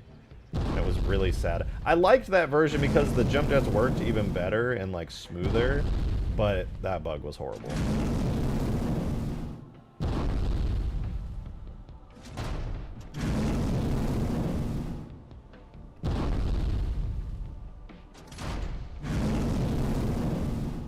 Like a locust that transforms into a scarab. That is unfortunately not possible. If you can do that, couldn't you make a toggleable propulsion? Theoretically, you could do something like that. It just depends. But yeah, I'll walk off the edge. Kind of propels me forward. Slowed me down a little, pushed me forward. I was also in Eldorado. We had jetpacks on the Spartans. Yeah, the jetpacks on the Spartans were rough. There wasn't really a good way to do that, sadly. Just makes the vehicle flow so it acts like it's flying. Yes, that's possible. But you could only really do it as an in-place flotation. I know because that's what I did on the Lich. There is no vehicle setting in Halo 3 that will allow a vehicle to float in place like this. It does not exist. So every 1 second, the Lich is spawning and despawning an object at the exact center point of its center of mass. It is spawning and despawning an object that creates an anti-gravity field that only affects vehicles. That is why the Lich floats. And if you look really closely at it, like really closely, you can see every time the anti-gravity field spawns and despawns. But you don't really notice it because it's so it's like a really tiny jitter. So you're just like inside the Lich vibing. You literally don't notice. Especially in like first person. Third person you can notice it a little bit. First person you don't notice it at all. Lich is slowly moving, isn't it? It does. If I do like game speed 10 and just left this sitting here for a while, you would notice eventually the Lich does move ever so slightly. But I also don't really care because if its center of mass is off by so little that it takes like 20 minutes for it to move like a foot, I just don't really care. You can see it's slightly offset after time is just going on for like years on end. Barely moved. So it really just doesn't matter.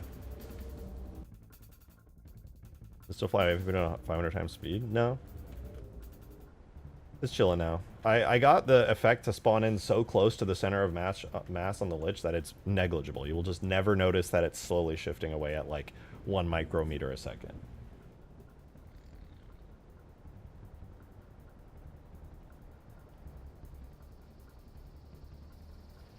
Vanish Scarab would be cool. Yeah, there's just not any model good enough. I would have to do like the same treatment I did for the E3 Scarab where I give it custom textures and rig it up and edit the model and make it fancier. Maybe one day. Anyway. I think I'm pretty happy with this. I can't really think of anything in particular I want to do left on the glassing beam. I think it's good. Functionally, it's good. Visually, it's good. Optimization-wise, it's pretty good.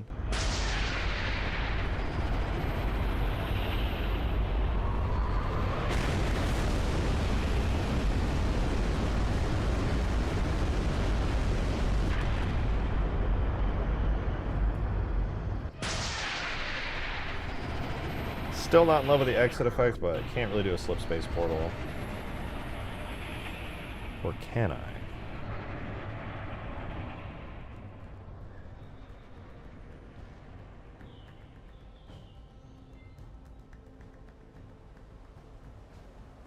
Maybe I can.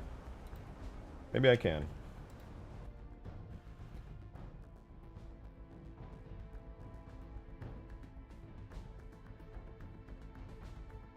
Bipeds and players can move while falling and floating. No, the reason I had to be really careful with the floating effect for the Lich. It stops you. It completely stops you in midair. You could make an anti-gravity effect on a player. That's possible. It would just make it so that you just keep floating in the same direction you're already moving, though. You wouldn't have a ton of control over it. You can only in Halo you can only air strafe like a teensy tiny bit, so you really wouldn't have a ton of control. You basically just turn off gravity and keep flying and keep your momentum.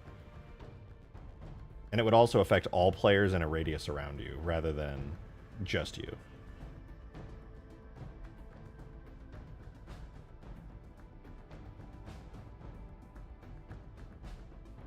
Alrighty, glassing beam, chillin'. The exit effect, not chillin'. I think I can make it exit portal.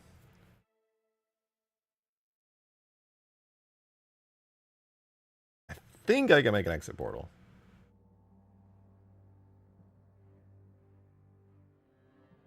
That might look good. The Covenant Bomb is unintentionally really close to the exit portal. I mean, the Covenant Bomb would be the correct exit portal effect. The in-atmosphere slipspace jump is what the Covenant Bomb like is in this mod. But obviously that would be insane because you already just glassed an area, so then to basically nuke the entire map after that would be broken, so I'm just not going to do that. Cool. If it was accurate, yes, that would be in-lore explanation of how it would work, but gameplay-wise, that would suck ass. Everybody just gets glassed and then gets blasted out of existence at the same time, so it would be kind of shitty. Not very fun. Cool looking, not very fun for gameplay. Begged our hands and knees for 3 days outside Microsoft to give us the Blam source code. Well, then people smarter than me could do all kinds of stuff, and I'd be forced to learn, like, C++ in a very detailed way.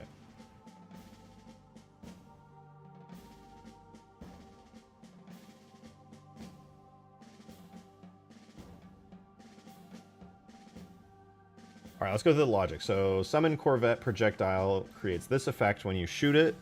So when the gun shoots, it spawns in this effect. Craze! Thanks for 13 months, dude! Thank you, man. Appreciate it. Make it fly away and shrink, maybe. The only downside to doing that is that if it goes outside the map, I can't delete it anymore. So it has to ideally be inside the map for me to delete it. So sadly, I can't make it fly away, like, super far. I mean, if I made the actual huge grass skybox, like, enormous, could theoretically work. But I don't know if the game engine would, like, die, and if that would increase the light baking time to, like, 20 days. But it's theoretically possible to do that. And in fact, I am going to be increasing the size of the skybox. I'm just trying not to break the map at the same time, because the map is like finished. I don't want to touch it, but if I increase the skybox, it's pretty easy to do. It's just iffy, and then I have to relight bake it. But I might end up just doing that anyway, because it needs to. The map skybox must be at least a little bit bigger. It has to get at least taller, ideally wider, to make it so that the Corvette doesn't like fuck everything up all the time. Can you make the gameplay of the map in the stream starting soon? Yeah, I am going to do the starting soon screen upgrade pretty soon. I meant to do it when I redesigned the whole interface here, but I didn't have any good gameplay. I do have perfect gameplay for it now, actually. On the new video I'm working on, the gameplay for it that I'm using for that video will be perfect for this. So which aircraft swarms would be possible for them? I might do them in the skybox, but I like the peaceful vibe. Like if you're forging on this map and you don't want like battles going on in the air, it's kind of, you know, it's chill. It's nice. And that's what we don't even have the grass rendered in right now, so the map's like not even that pretty looking. But you know, I like the chill vibe. Birds chirping, little Covenant towers shooting up into the air. Ships in the sky, chilling. Maybe on Extinction. Darkseid, thank you for the 3! I have pushed the entire modding space forward today because C20 is literally breaking my browser and computer. Check hashtag stream chat. Stream chat, huh? What did you do? What the fuck did you do?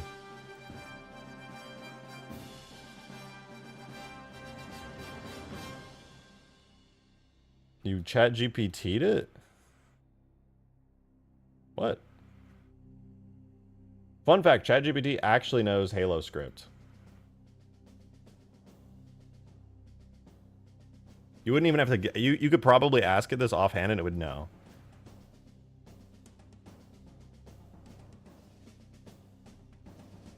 Is there anything C20 my brother fucking... Yeah, C20 is challenging for me to navigate. Their search is difficult. Chat GPT can hallucinate fake Halo script too? Yeah, and chances are it's going to. If you do simple stuff, though, it actually does know, which is interesting. I just was surprised it knew anything about Halo script at all. It's so obscure, but I guess they're really scraping every website on the internet. Judging script stuff just shows Halo 1 stuff for me on there. Yeah, the scripting for Halo 3, you basically just have to look at the campaign scripts, reference the script document that the tool can generate, and then just pray.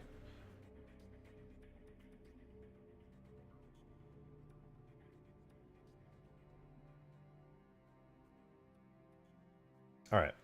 I want to make a big portal. A Rupture. This right here. I'm going to copy this. This is when this portal spawns in. It's actually all these particle systems right here. So I'm going to copy the portal effect. I'm going to go into the... Do I want the glassing effect? No, I want... On the Corvette, this is the actual Corvette right here, the object that I just opened. So this is the Corvette itself, the actual Corvette. It uses the Corvette model. It has this effect. Engine, close, Slipspace, flare. All right, so the kill effect is what causes it to despawn. So this effect kills it. It's actually attached to it. And that all occurs at about 15 seconds in. So theoretically, if at about 10 seconds in, I open a portal, it could look like it goes through it. I'll have to add a new event for it, though. Portal test. Let's say delay 10 seconds. How long was the Rupture effect here? It's about 3.75 seconds. We'll put the portal in. But we are going to have to offset the portal if we can. Right now, does it offset? Translational offset was... so we would want to do positive 300? Portal's probably going to be backwards, so I will have to rotate it. But I think if we do positive 300, it may... I think it's going to have to be more than 300. This will probably open the portal inside it, if I had to guess. So we're just kind of calculating all this offhand here. And actually, because this is getting summoned relative to the actual Corvette now, it doesn't need to go up or down. It will be already at the height of the Corvette, so we can change the height offset.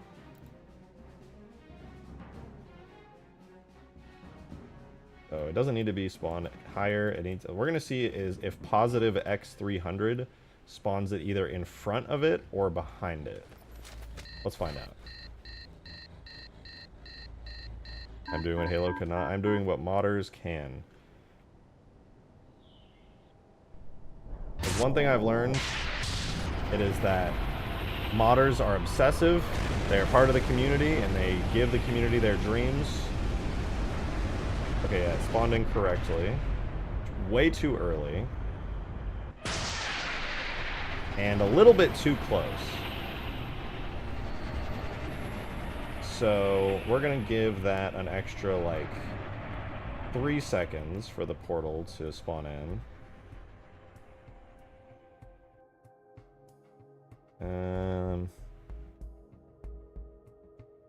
Maybe like 8.75. And then for the actual portal itself, it was too close. So I'm going to give it another 200 units away from the actual thing.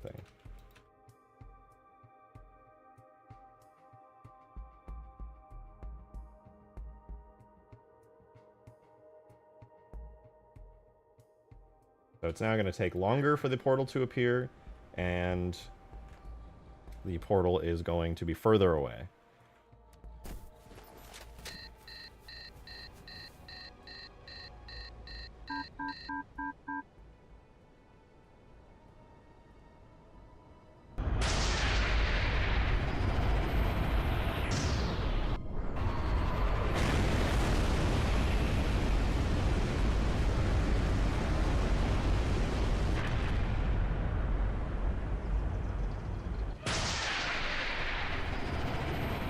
The fuck? It was attached to it. Even though it's in world space? Excuse me?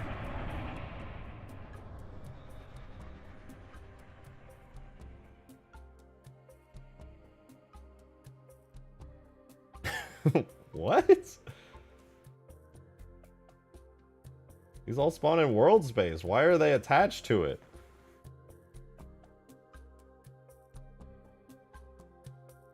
Huh?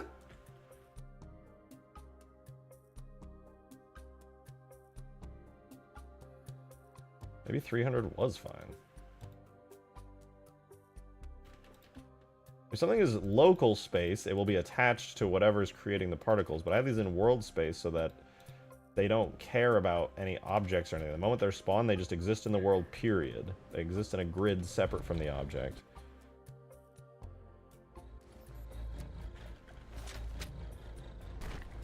We gotta try that again. We're gonna look at it from far away.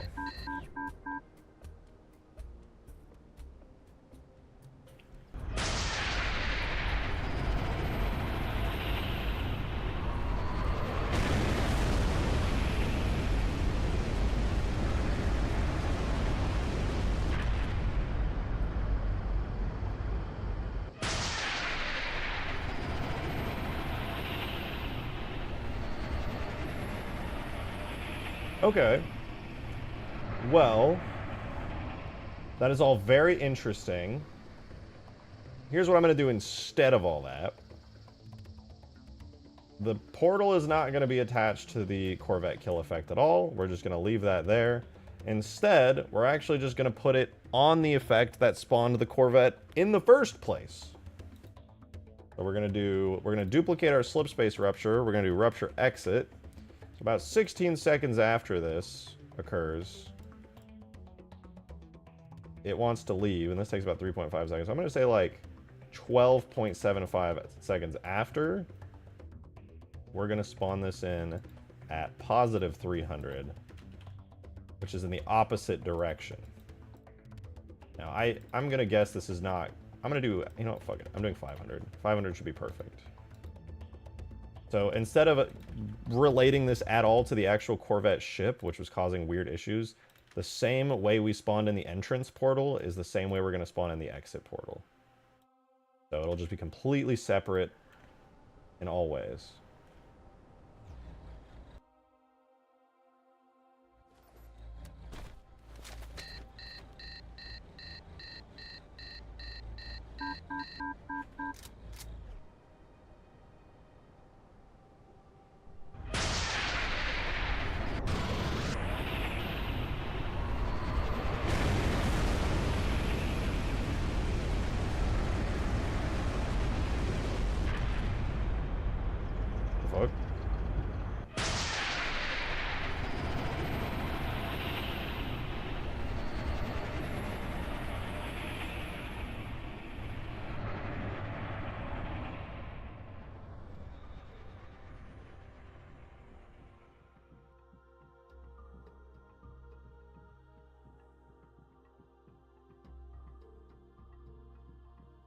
Huh.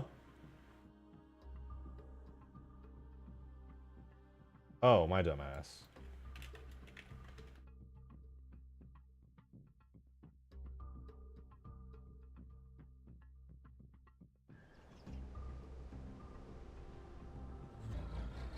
I did it wrong. I gave it a really long duration instead of a really long delay. So there were actually two Slipspace portals opening at the same time. I just wasn't looking at it. Again, here we go. In no second, Slipspace portal opened. It fires. Still firing, still firing, still firing. New portal is opened. Too far away, I think. And too soon. Okay. It was a little bit too soon. I would argue about, let's say, 1 second sooner. Just as a test. And then instead of being 500 units away, I'm going to make it 400 units away. And that should be a lot closer to an exit portal. Obviously, it's backwards still, but I can easily rotate it around. I'm just more worried about the timing.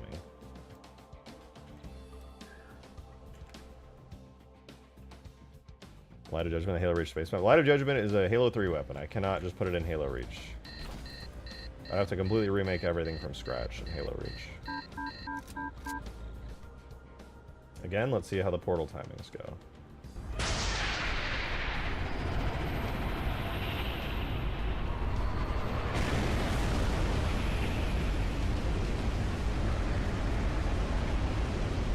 Portal opened way too soon.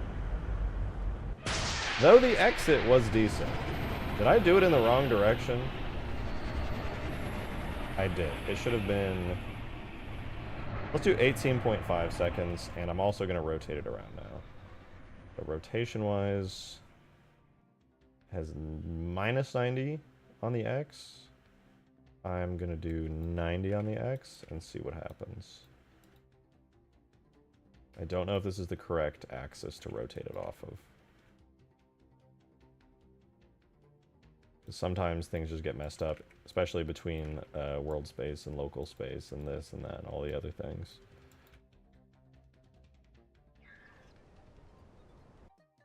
Cut it down so Banished Scarab is in the works. I mean, that'd be really fun. I would love to do the Banished Scarab. Just effort. But I will say doing a Banished design is a lot easier than a Covenant design. I've already done the Brute Skiff in Halo 3, and that was actually fairly easy to do, given my lack of formal knowledge and texturing.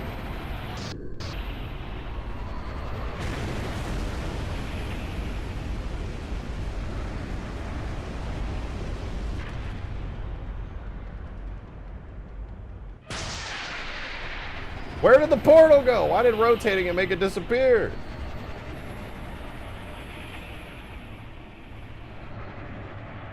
This is why I hate Halo's particle system. Give me better documentation. Rotating stuff in world space is a fucking nightmare.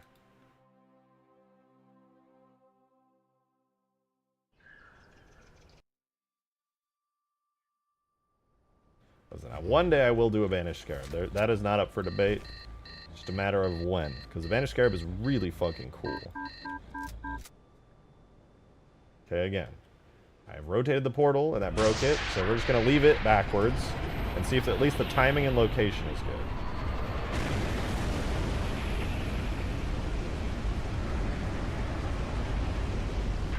How much percent is the Halo Wars Scarab done? I'd say 90%.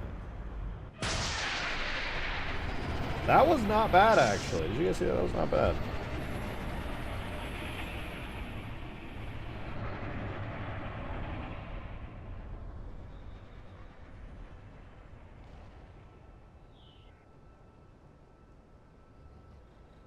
But why did rotating it make it disappear? That's what we get to find out. So here's what we're going to do. We're going to grab the tube, the big spinny blue part. That's 3D. We're going to put its rotation to 0. We're going to run it all back. We're going to see what happens. Again, the fun of debugging this is we get to just trigger it a gazillion times.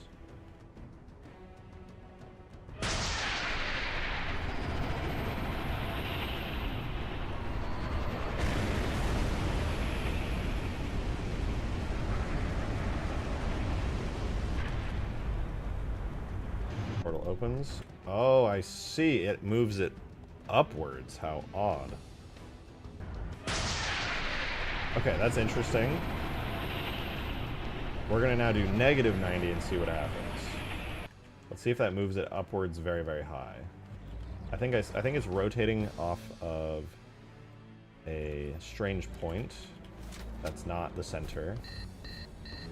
Because particle models have their own individual origin points, so we need to calculate that.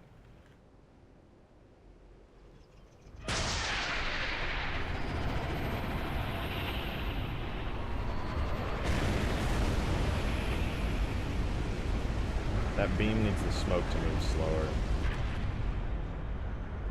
It opens. No, wait. What? What? Did my dumb... My dumbass, dude. How queer. How strange. How fickle it is, really. Again, here we go. Guess we have to watch the awesome animation play out again.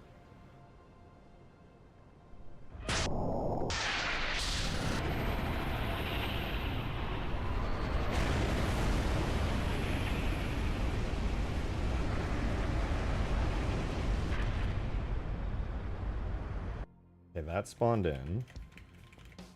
The big spinny particle has completely disappeared. So I'm going to presume it's out of bounds.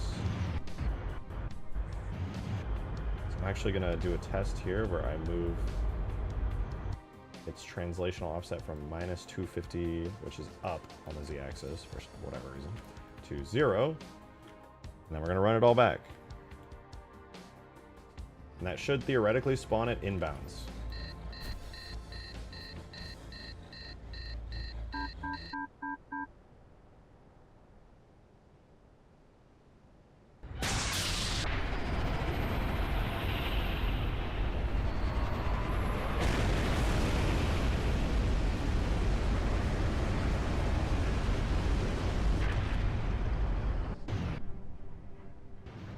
Looks like I was completely wrong.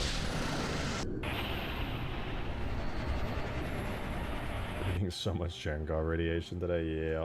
You're... Okay, well my z-axis trick didn't work. I'm gonna do 250 on the positive axis. It'd be really nice if I could just see where this thing is spawning in, to be honest. Wait. Nah, whatever.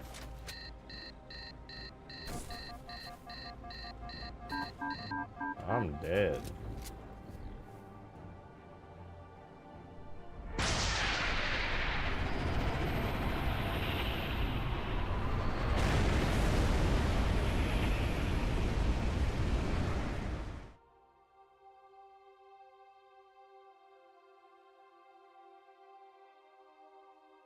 Okay, portal opened, but there's no rings around it. Not under the map, not above the map.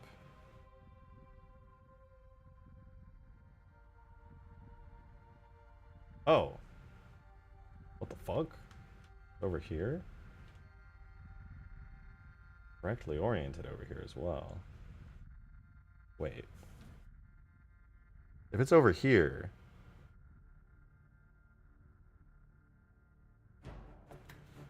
I think that makes sense. When I give these a positive 90 value, maybe because they're in world space, and I'm rotating them 180 degrees off of that value, these actually need to be negated. There's no precedent for it, but I'm just going to assume this works. World space is weird like that. So I'm going to do negative 400 and positive 250.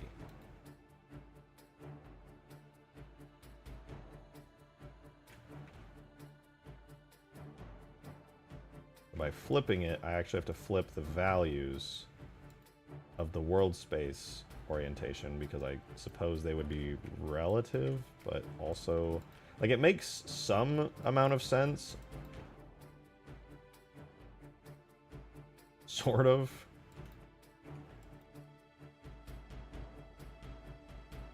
Let's just see what happens.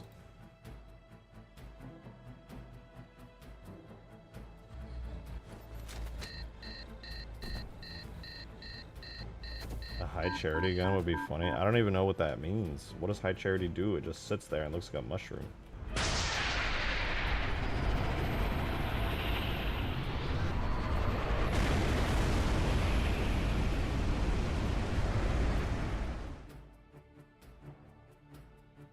Oh!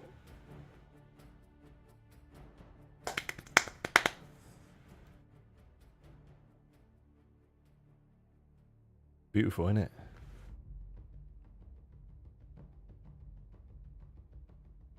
I hate working with world space particle grids. Let's go. It works though. That's what's important. Now we can do some cool stuff though, like the flash here, which creates a lens flare. No, actually that's not the one I want. What would it be? Rupture? Does this have a? There's no parts. Where's the screen lens flare coming from?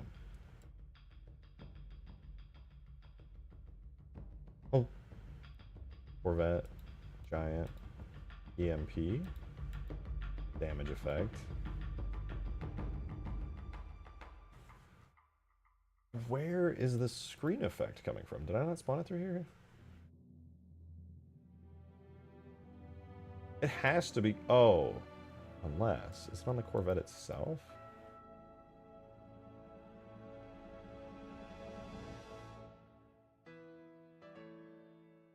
Yeah, Slipspace flare effect, hold on. Screen effect, lens flare, sound. And there was something there.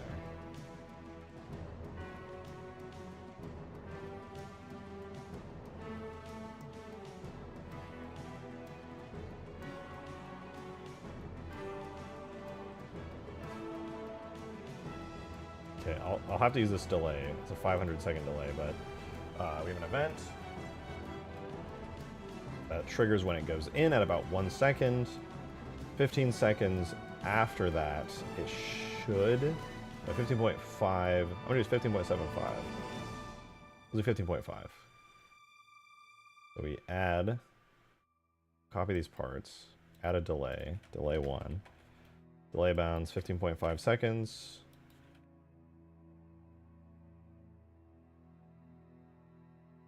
Duration 1. No, wait. Duration 0. Then we add another one that has this again. Duration bounds 1. And this will be Rupture 2. And that should make it so that on its way out, it also blinds the entire map a second time so that you can't really see it entering the portal because it can't, like, actually enter the portal.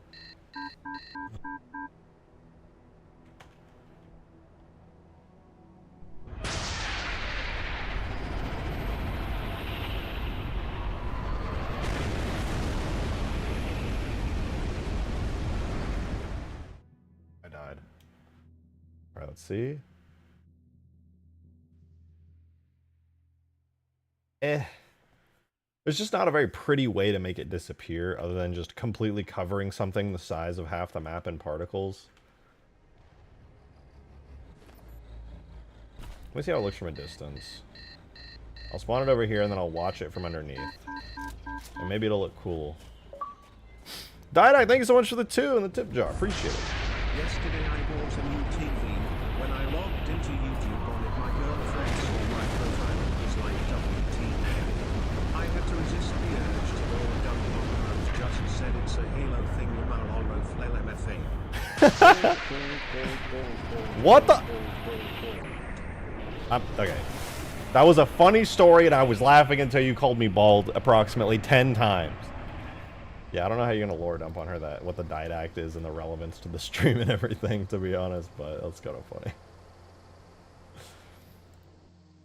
Okay, well that straight up didn't work. The delay was too long. I'm going to do 14 seconds.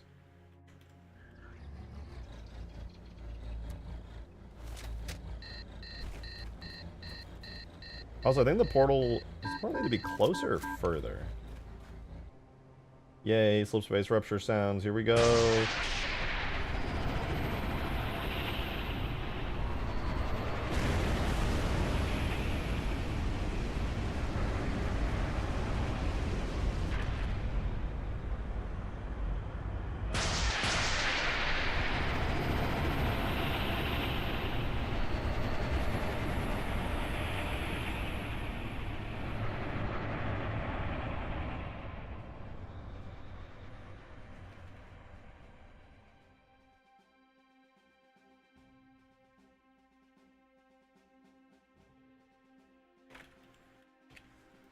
I'm increasing the delay, and I'm removing the lens flare and the sound.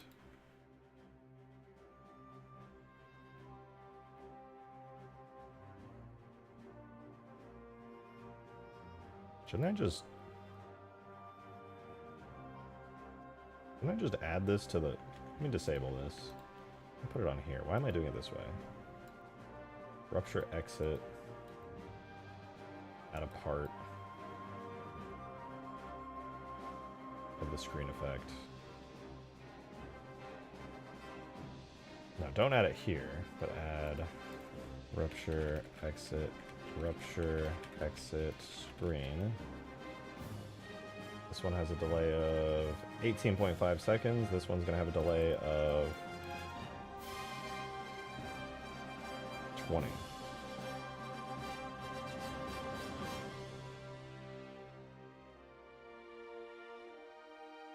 It needs the same relative offset that I had before, which is positive 400, minus 250. That was the old offset we had before things weren't working, but that works now because this one... Don't worry about it. What matters is that I'm pretty sure this is going to make a big blinding white effect. The spin effect is the wrong way around? No.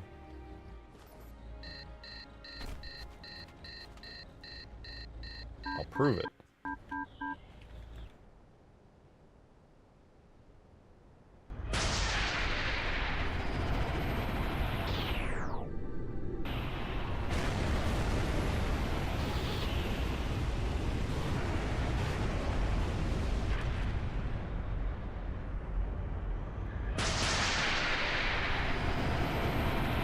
Ah, it's so loud!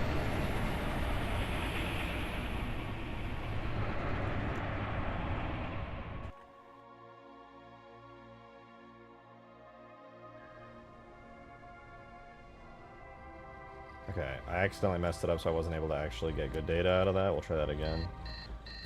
Slipspace, jump number 5,221.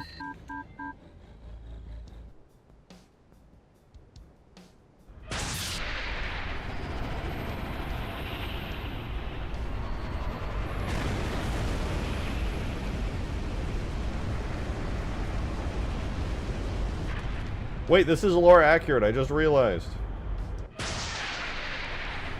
I needed about 1 second more on it. Guys, the Halo lore people are in shambles. You know how I was saying before? Oh, if this thing Slipspace jumps in atmosphere, just like it does in Halo 2, it's gonna break everything. Guess what? Guess what?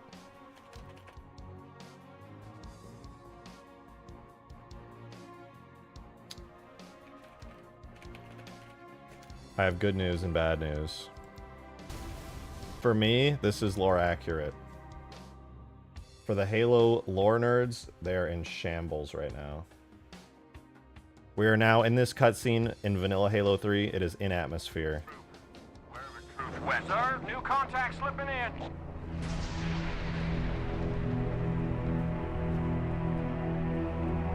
Did you see that? Let's run it back again. New contact slipping in. One more time. One more time for the lore nerds in back. Slipping in.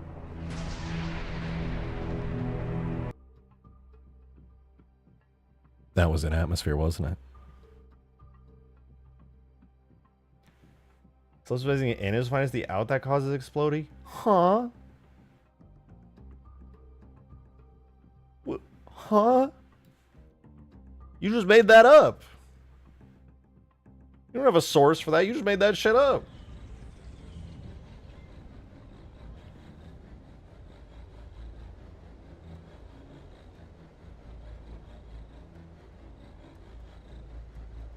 That being said, I do want to steal that.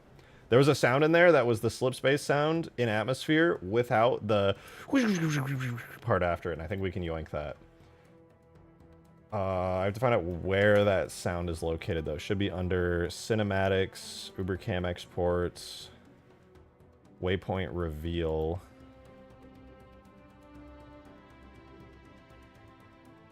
Wait, no, that's 70. The shadow, no, Scarab intro? No, Shadow of Intent.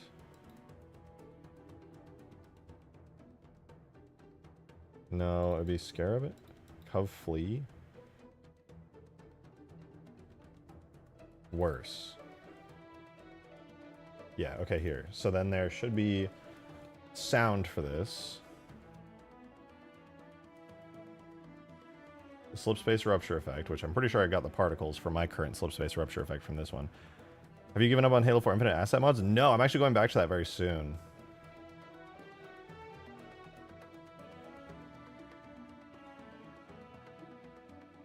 Okay, so it has the effect, but it doesn't have a sound tag for it, which tells me that it's somewhere in here.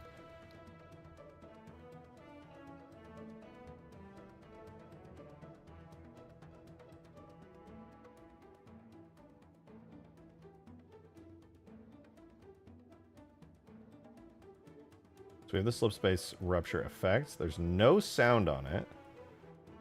There should be a clip, right? Yeah, there's a clip here which cuts the ship up so that you can't see the back of it.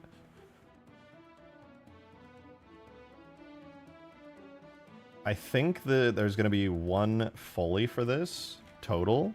I'm going to open up the sound extractor for Halo 3 really quickly. Projects. It's in my old Halo Reach mods folder from before mod tools because you needed to use Foobar 2000 for doing sound mods back then. I'm going to open up my Halo 3 sounds, my vanilla Halo 3 sounds. Should be under sound effects, sound bank. Yeah, Green has been working on it. You have to use Dark Soul sound inserter. I still have it in the same folder. Dark Soul sound inserter right there, along with my encoder, Foobar 2000 FSB extract, and WWise. Okay, so this should be 040 LB. Foley Portal. Let's give it a listen.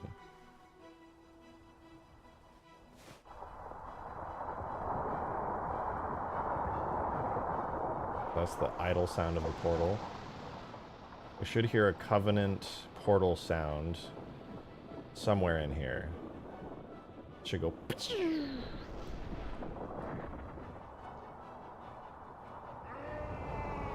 Arbiter screaming. Wait for it.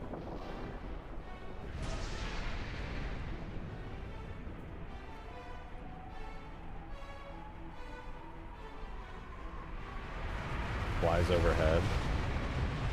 But it's in there. That's the sound. There should be a portal sound even on its own layer if we're lucky that we can yoink out of there and add in as a brand new sound effect for this whole thing. Because right now when it escapes, it plays not only the Slipspace sound, but also the sound of the ship going overhead, which is fine for when it comes in, but going out, it's too much.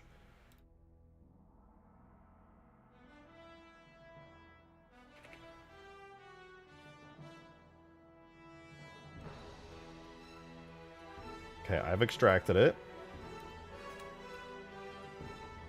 I'm going to open up Audacity in the background here.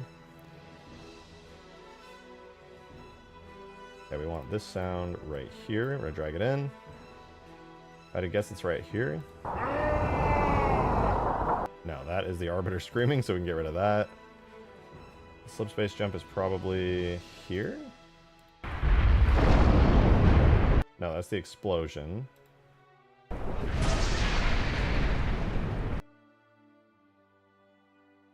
Let me try soloing this one. Do we have any? No, that's it on like one layer. What about here?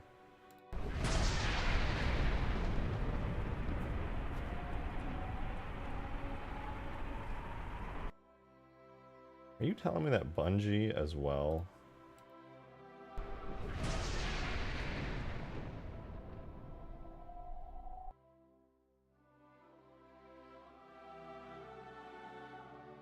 Alright, let me normalize this track really quickly.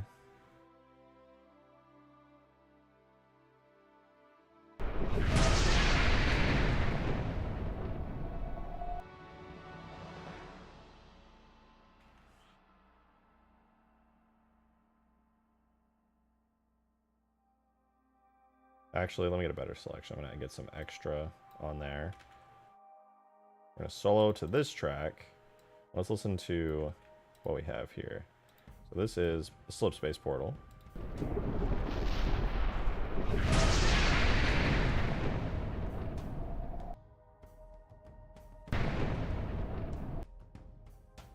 Right about there is where we want it to cut off.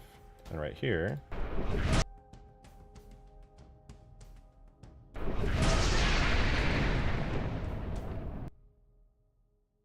The reason I cut it there. We can go like that. Right here we can add a teensy tiny fade in. And here we can add a fade out. And I'm hoping it doesn't sound too bad, but I think it will. Let's listen.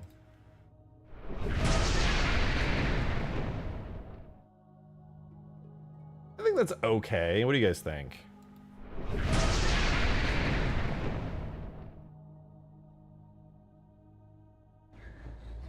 Let me summon it again. There's no sound for the portal closing, I think.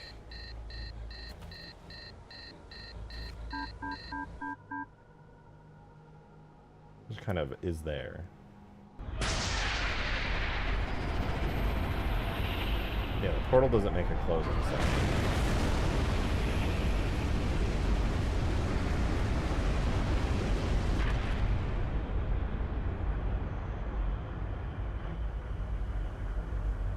Excuse me? Did I break the kill effect on accident? Oh no. I was messing around with the effects too hard.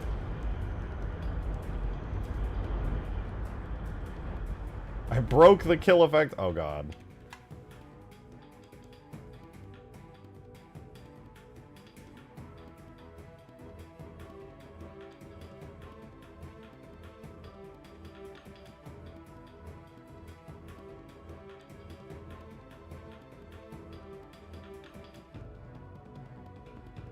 Oh no, it's fine. Let me just refresh it.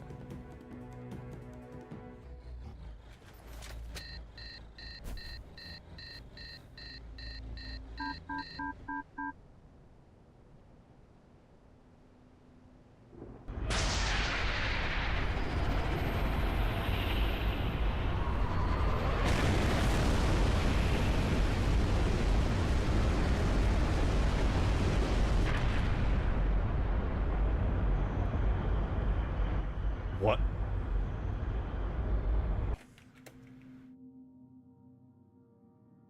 Better to find out now than later.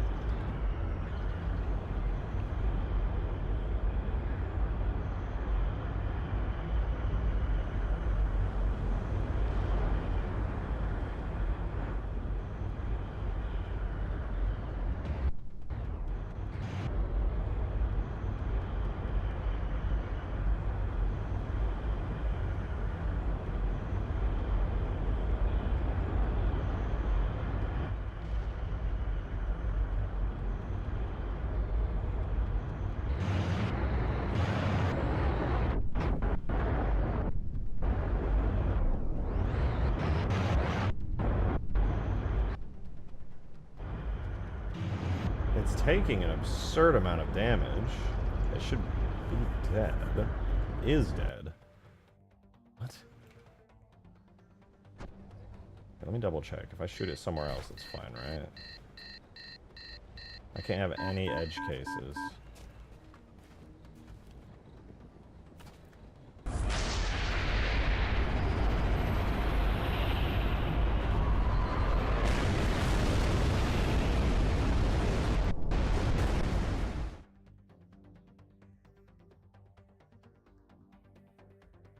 Okay, it's fine there, no biggie.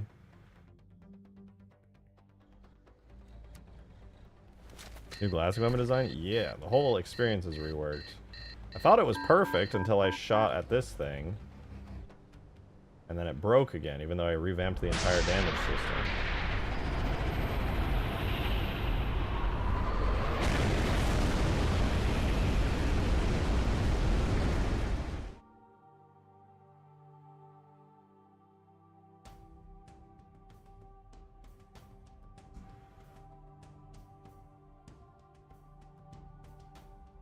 It's perfectly reproducible, which is convenient.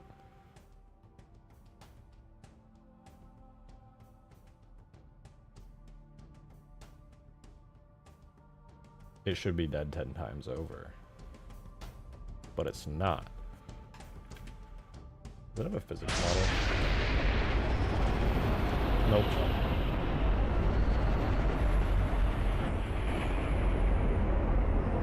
I wonder if giving it a physics model would be helpful.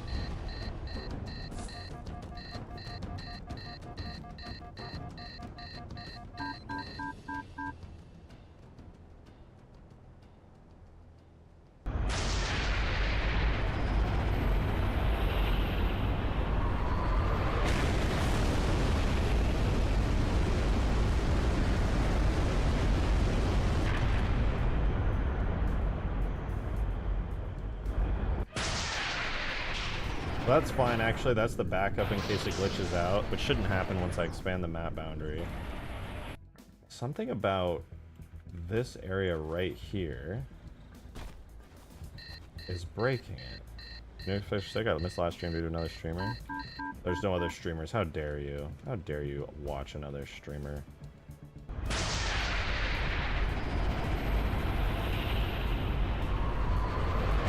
I'm glad you like it. I appreciate it. Think of it backwards.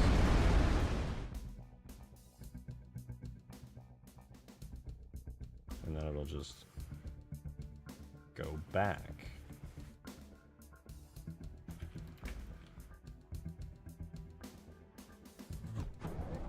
I'm going to temporarily disable the Lich.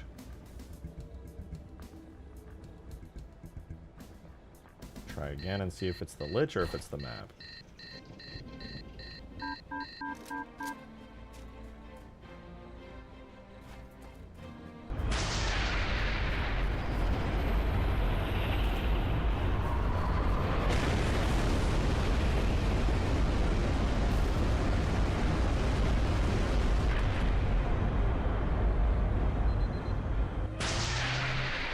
Lich. Somehow.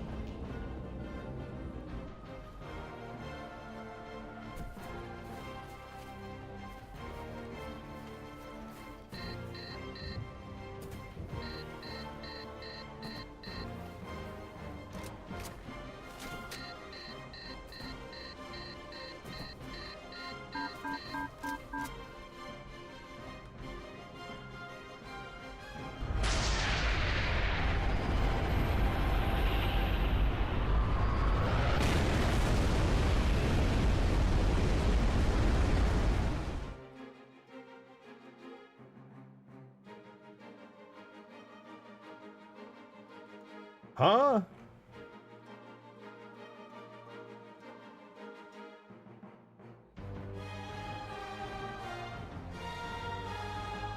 Stream only has 4 likes. I think you might need to refresh. We have more than 4 likes. Good. You scared me there. But you know, that is a good reminder to tell people to like the stream because it actually helps me out personally a lot by recommending this stream and more of my streams to more people because the content is engaging enough for you to go out of your way to hit the like. It's free. Help support me. That's it. That's all to it. Would appreciate it. Thank you.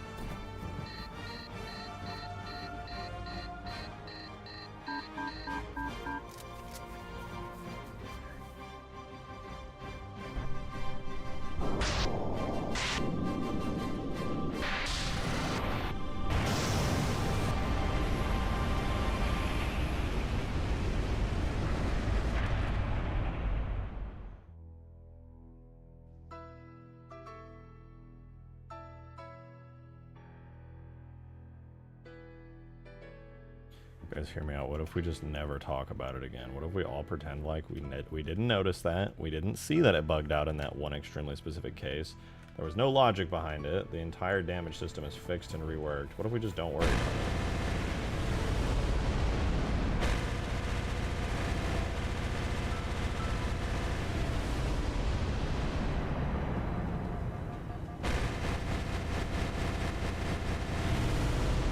Oh, fuck! I forgot that was there.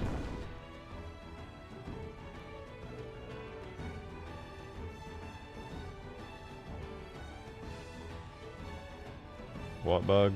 Yeah. Good point. Good point. You know what? I think the Slipspace thingy big is done. I think it's done. Me personally, that's just me. But me personally, I think it's done. Ah!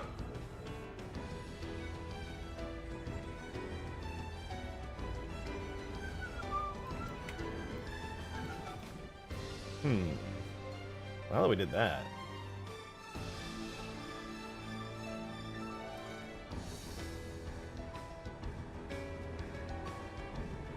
Where's the Falcata? What happened to the... Ah! Why is the Falcata tag not on the map? Oh, right, because I rebuilt the map. I forgot.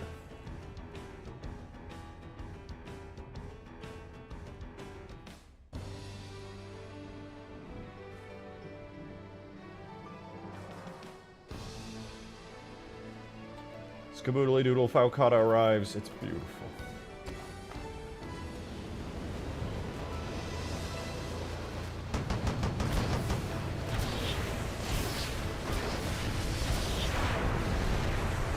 Its damage states are functional. All I have to do is crash into this tree to find out.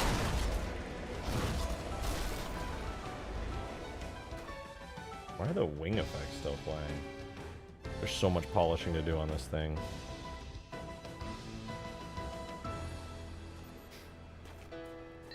I have a good way to test the damage states. Hear me out. Hear me out. This is a good way to test the damage states. You guys hearing me out?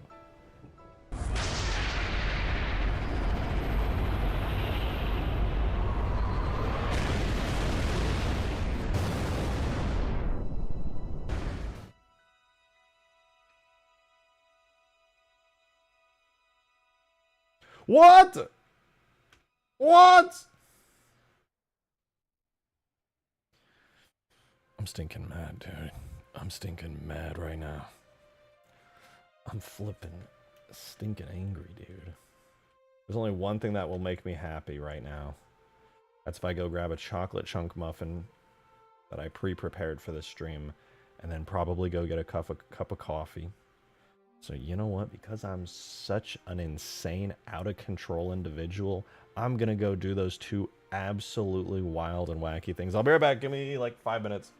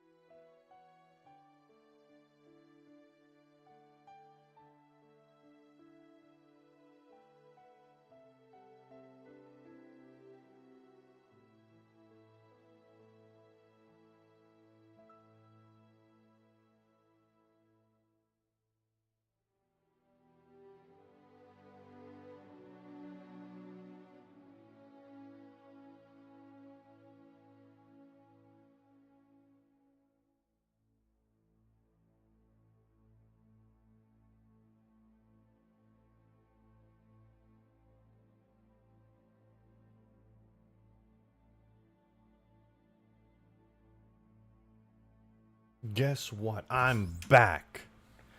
Somebody asked what this flying thing is, and I'm going to tell you. This beauty right here was made by Skaboodly Doodle, based off the old concepts from Halo Wars 1. Back then, it was just called the Falcon.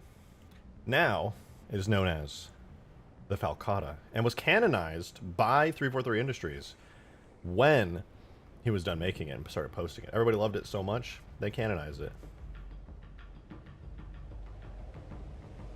Check your DMs, you finished the thing? Wait, you've been working on many things. I don't know which thing this is. Whoa! The color change mask. Wait, that's sick. Bryn's cooking in Halo 4 right now. That's so clean. Hell yeah. Hell fucking yeah. That's so sick, dude.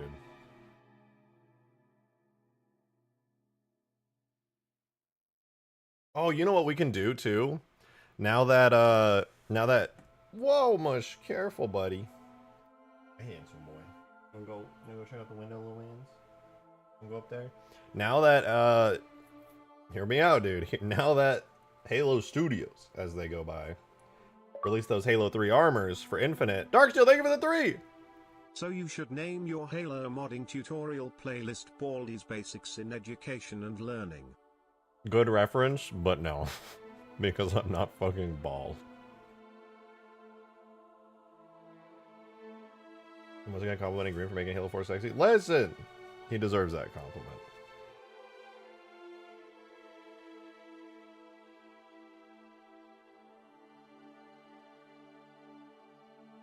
We can't make the armor selectable in the menus. Yeah, it would be a relatively minor feature. We'd basically just have to swap out whatever the default Halo 4 armors are.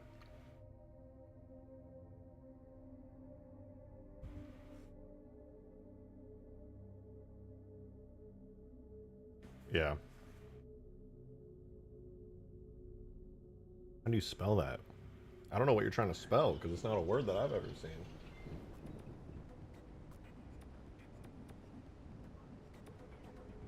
My favorite haired modder? That's me. Thank you, Noah. Shout out Noah. W.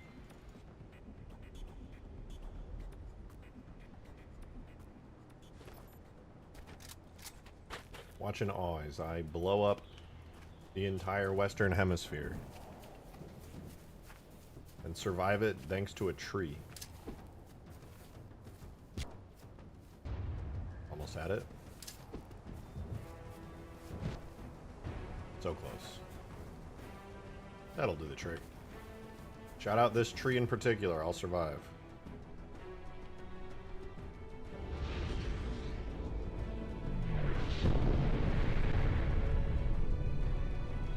It's beautiful.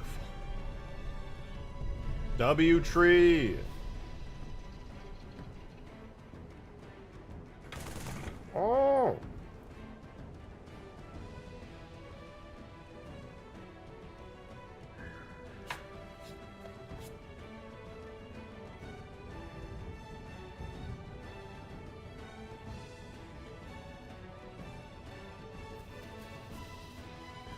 This is pretty nice. I like it. Well, I think we're good with the Corvette. I think we're good with the whole glassing beam thing. I think we're good with the Covenant bomb. Now we can move back to other stuff. Make the Covenant bomb drivable. I don't know about that one. I'm not so sure about that one. That just shot into fucking space for some reason.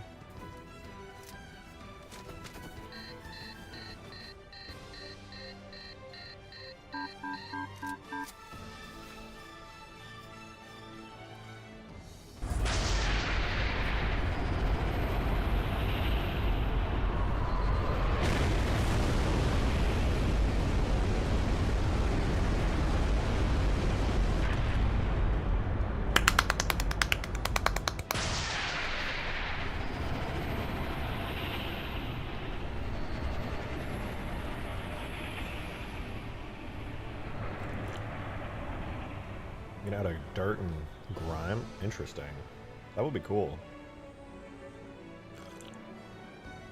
Now they easily port and kind of remaster for testing. There's no map that gets easily ported and remastered at all. Coagulation, Blood Gulch. You could like rebuild it out of the Reach Forge objects, but make them instants.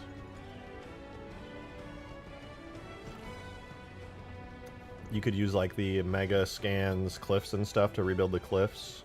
That'd be cool. Okay, Vilo. I see you. I see you.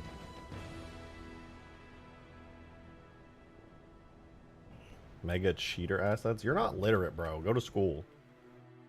Bro didn't even go to school for game development. He doesn't even know that Quixel Megascans is goated and they let you use it in any game engine as of Unreal 5.6 along with metahumans.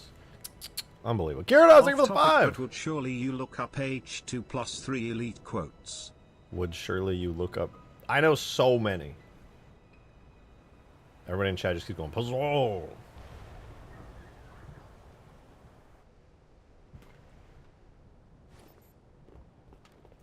We're going to be really useful in this map?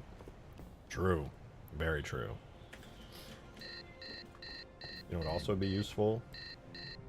The ability to call in a giant Covenant cruiser and blast the entire surface on any particular area.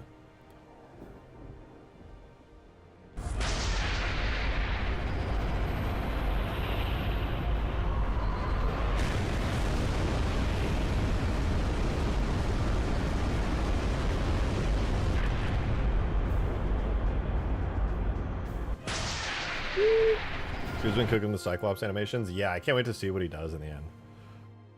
I have something to tell you. Do I like coffee? I love coffee. I need coffee every day or I'll fucking die. It's good.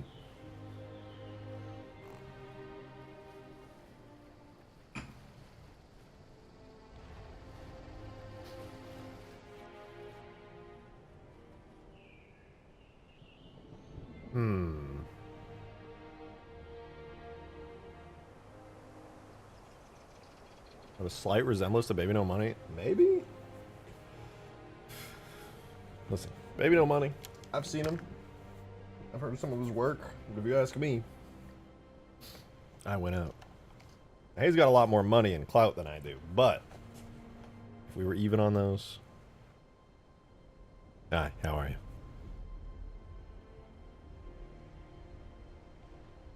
Oh, we were gonna get the sound for it. Is he bald also? Shut the fuck up. Shut the fuck up. I'm not bald, dude.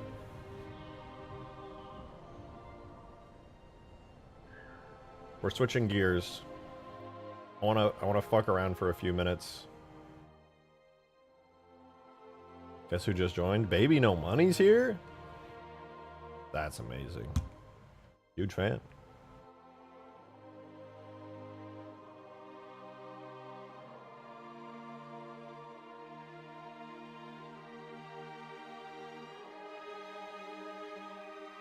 I joined. What up? Look, it's my shitty Relic port. Yep, it's still ugly. I did try to make it prettier. Look at it. It's mildly prettier using blend maps. Mildly. Gyarados, thank you for the 3! RG equals baby no hair? Bruh. I have hair. Baron Trump is watching? That'd be sick.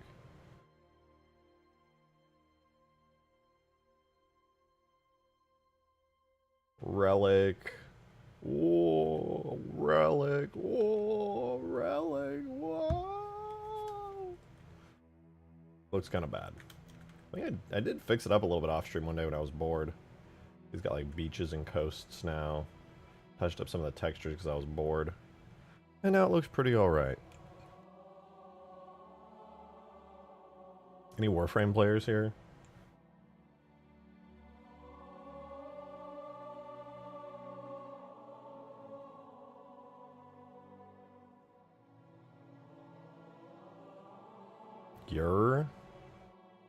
You called? I only called to give you incredible pain. I'm only here. I exist as a like longtime Warframe player to flex that I have Excalibur Prime and then leave the room smugly. That's all I had to say.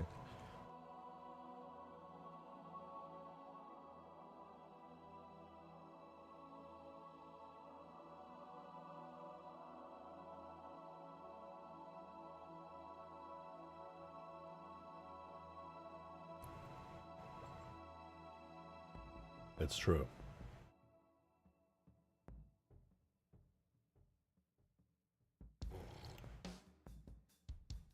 Used to be a Warframe player, but I lost track of the story. Yeah, the story went on over so many years. The pit shouldn't be too bad since there are no stupid blend maps. Blend maps should be easy.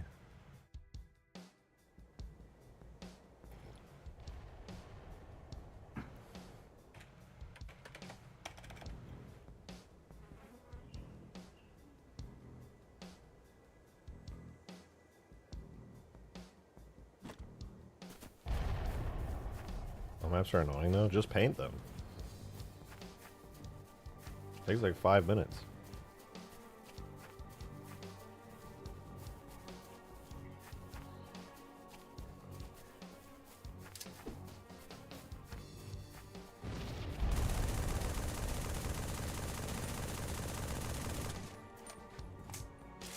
Will this be coming out? This looks good. I have no idea. I would love to work on it and to go crazy on it, but I've got obligations to work with Halo 4 or else Green's going on suicide watch. Because he refuses to work on anything except Halo 4.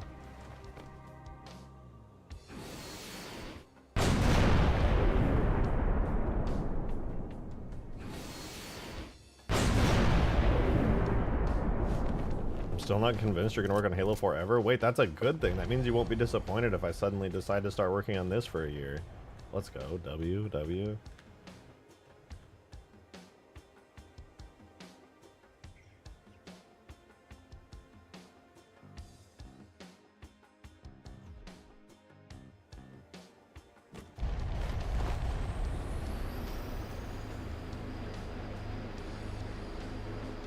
Looks so fun and cool. It would be if I finished it.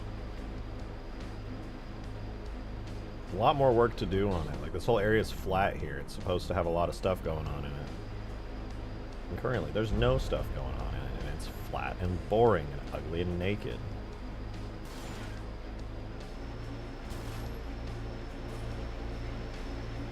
I make Halo 3 Extinction and Halo 2 Extinction already exists because Halo 2's engine literally sharts and farts everywhere when you try to do something like Extinction. Halo 3, on the other hand, only does it sometimes. Cue Halo 4 comment from Green. Incoming.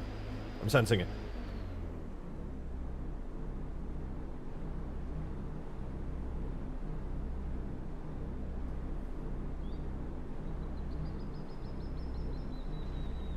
We made it out alive. He didn't post it. Oh, never mind. Halo 4 has 0 issues with map geo. Good thing I didn't talk about map geo at all. Then you would have had a point.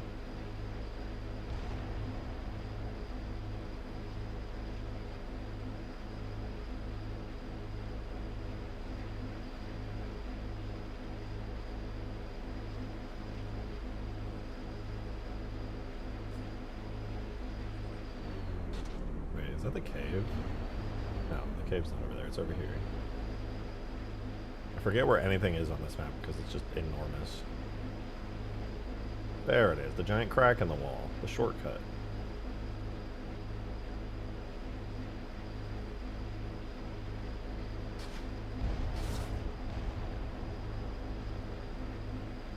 On the menu today, me idly deciding what to do now that the glassing beam is done.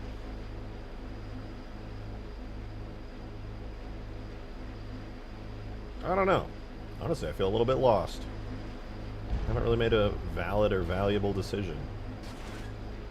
Halo 4. Wait, what's the progress of Halo Infinite Scarab for Halo 4? I don't think anybody's doing that. Work on Halo 4? True. I don't know what I want to work on. I think I just need to, like, recalibrate and figure out what it is that I want to work on. I mean, realistically, I can just get to work on Ultimate Forge stuff. But honestly, driving around in a skiff on Halo 3 Extinction, even as unfinished as this map is, might be. It's helping me think a little bit. Not too bad. It's not too bad.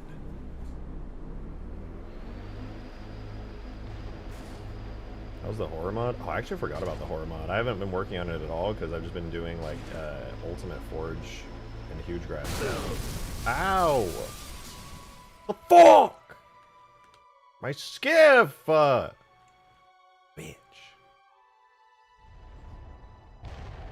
prefer Halo 3 Extinction or the Halo 2 one? Oh yeah, me too. I mean, the Halo 2 one was almost a direct port, just with a couple custom areas. This one's just built from scratch. It's completely custom. Nothing in this is exactly Extinction 1.0. I got these cool Covey things built by JS that I like a lot. Made a damn good bridge.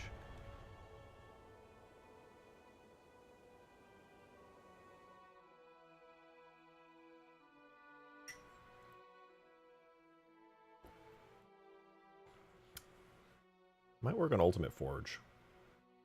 That is so close to being done.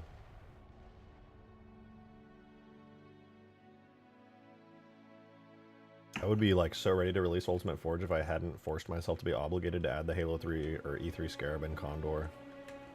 Worth it, but also fuck.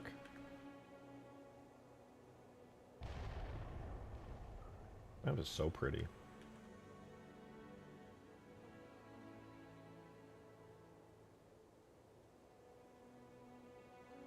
Alright, let me see. I'm gonna check something.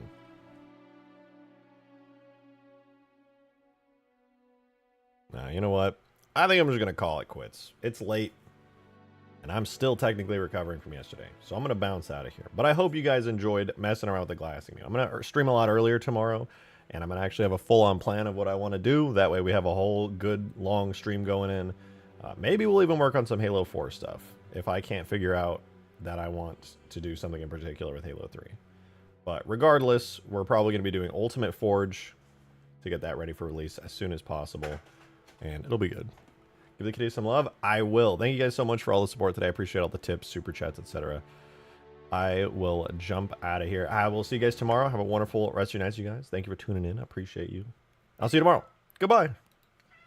Mush. What's going on, Mush? All right, I'm going to give Mush some love. Later.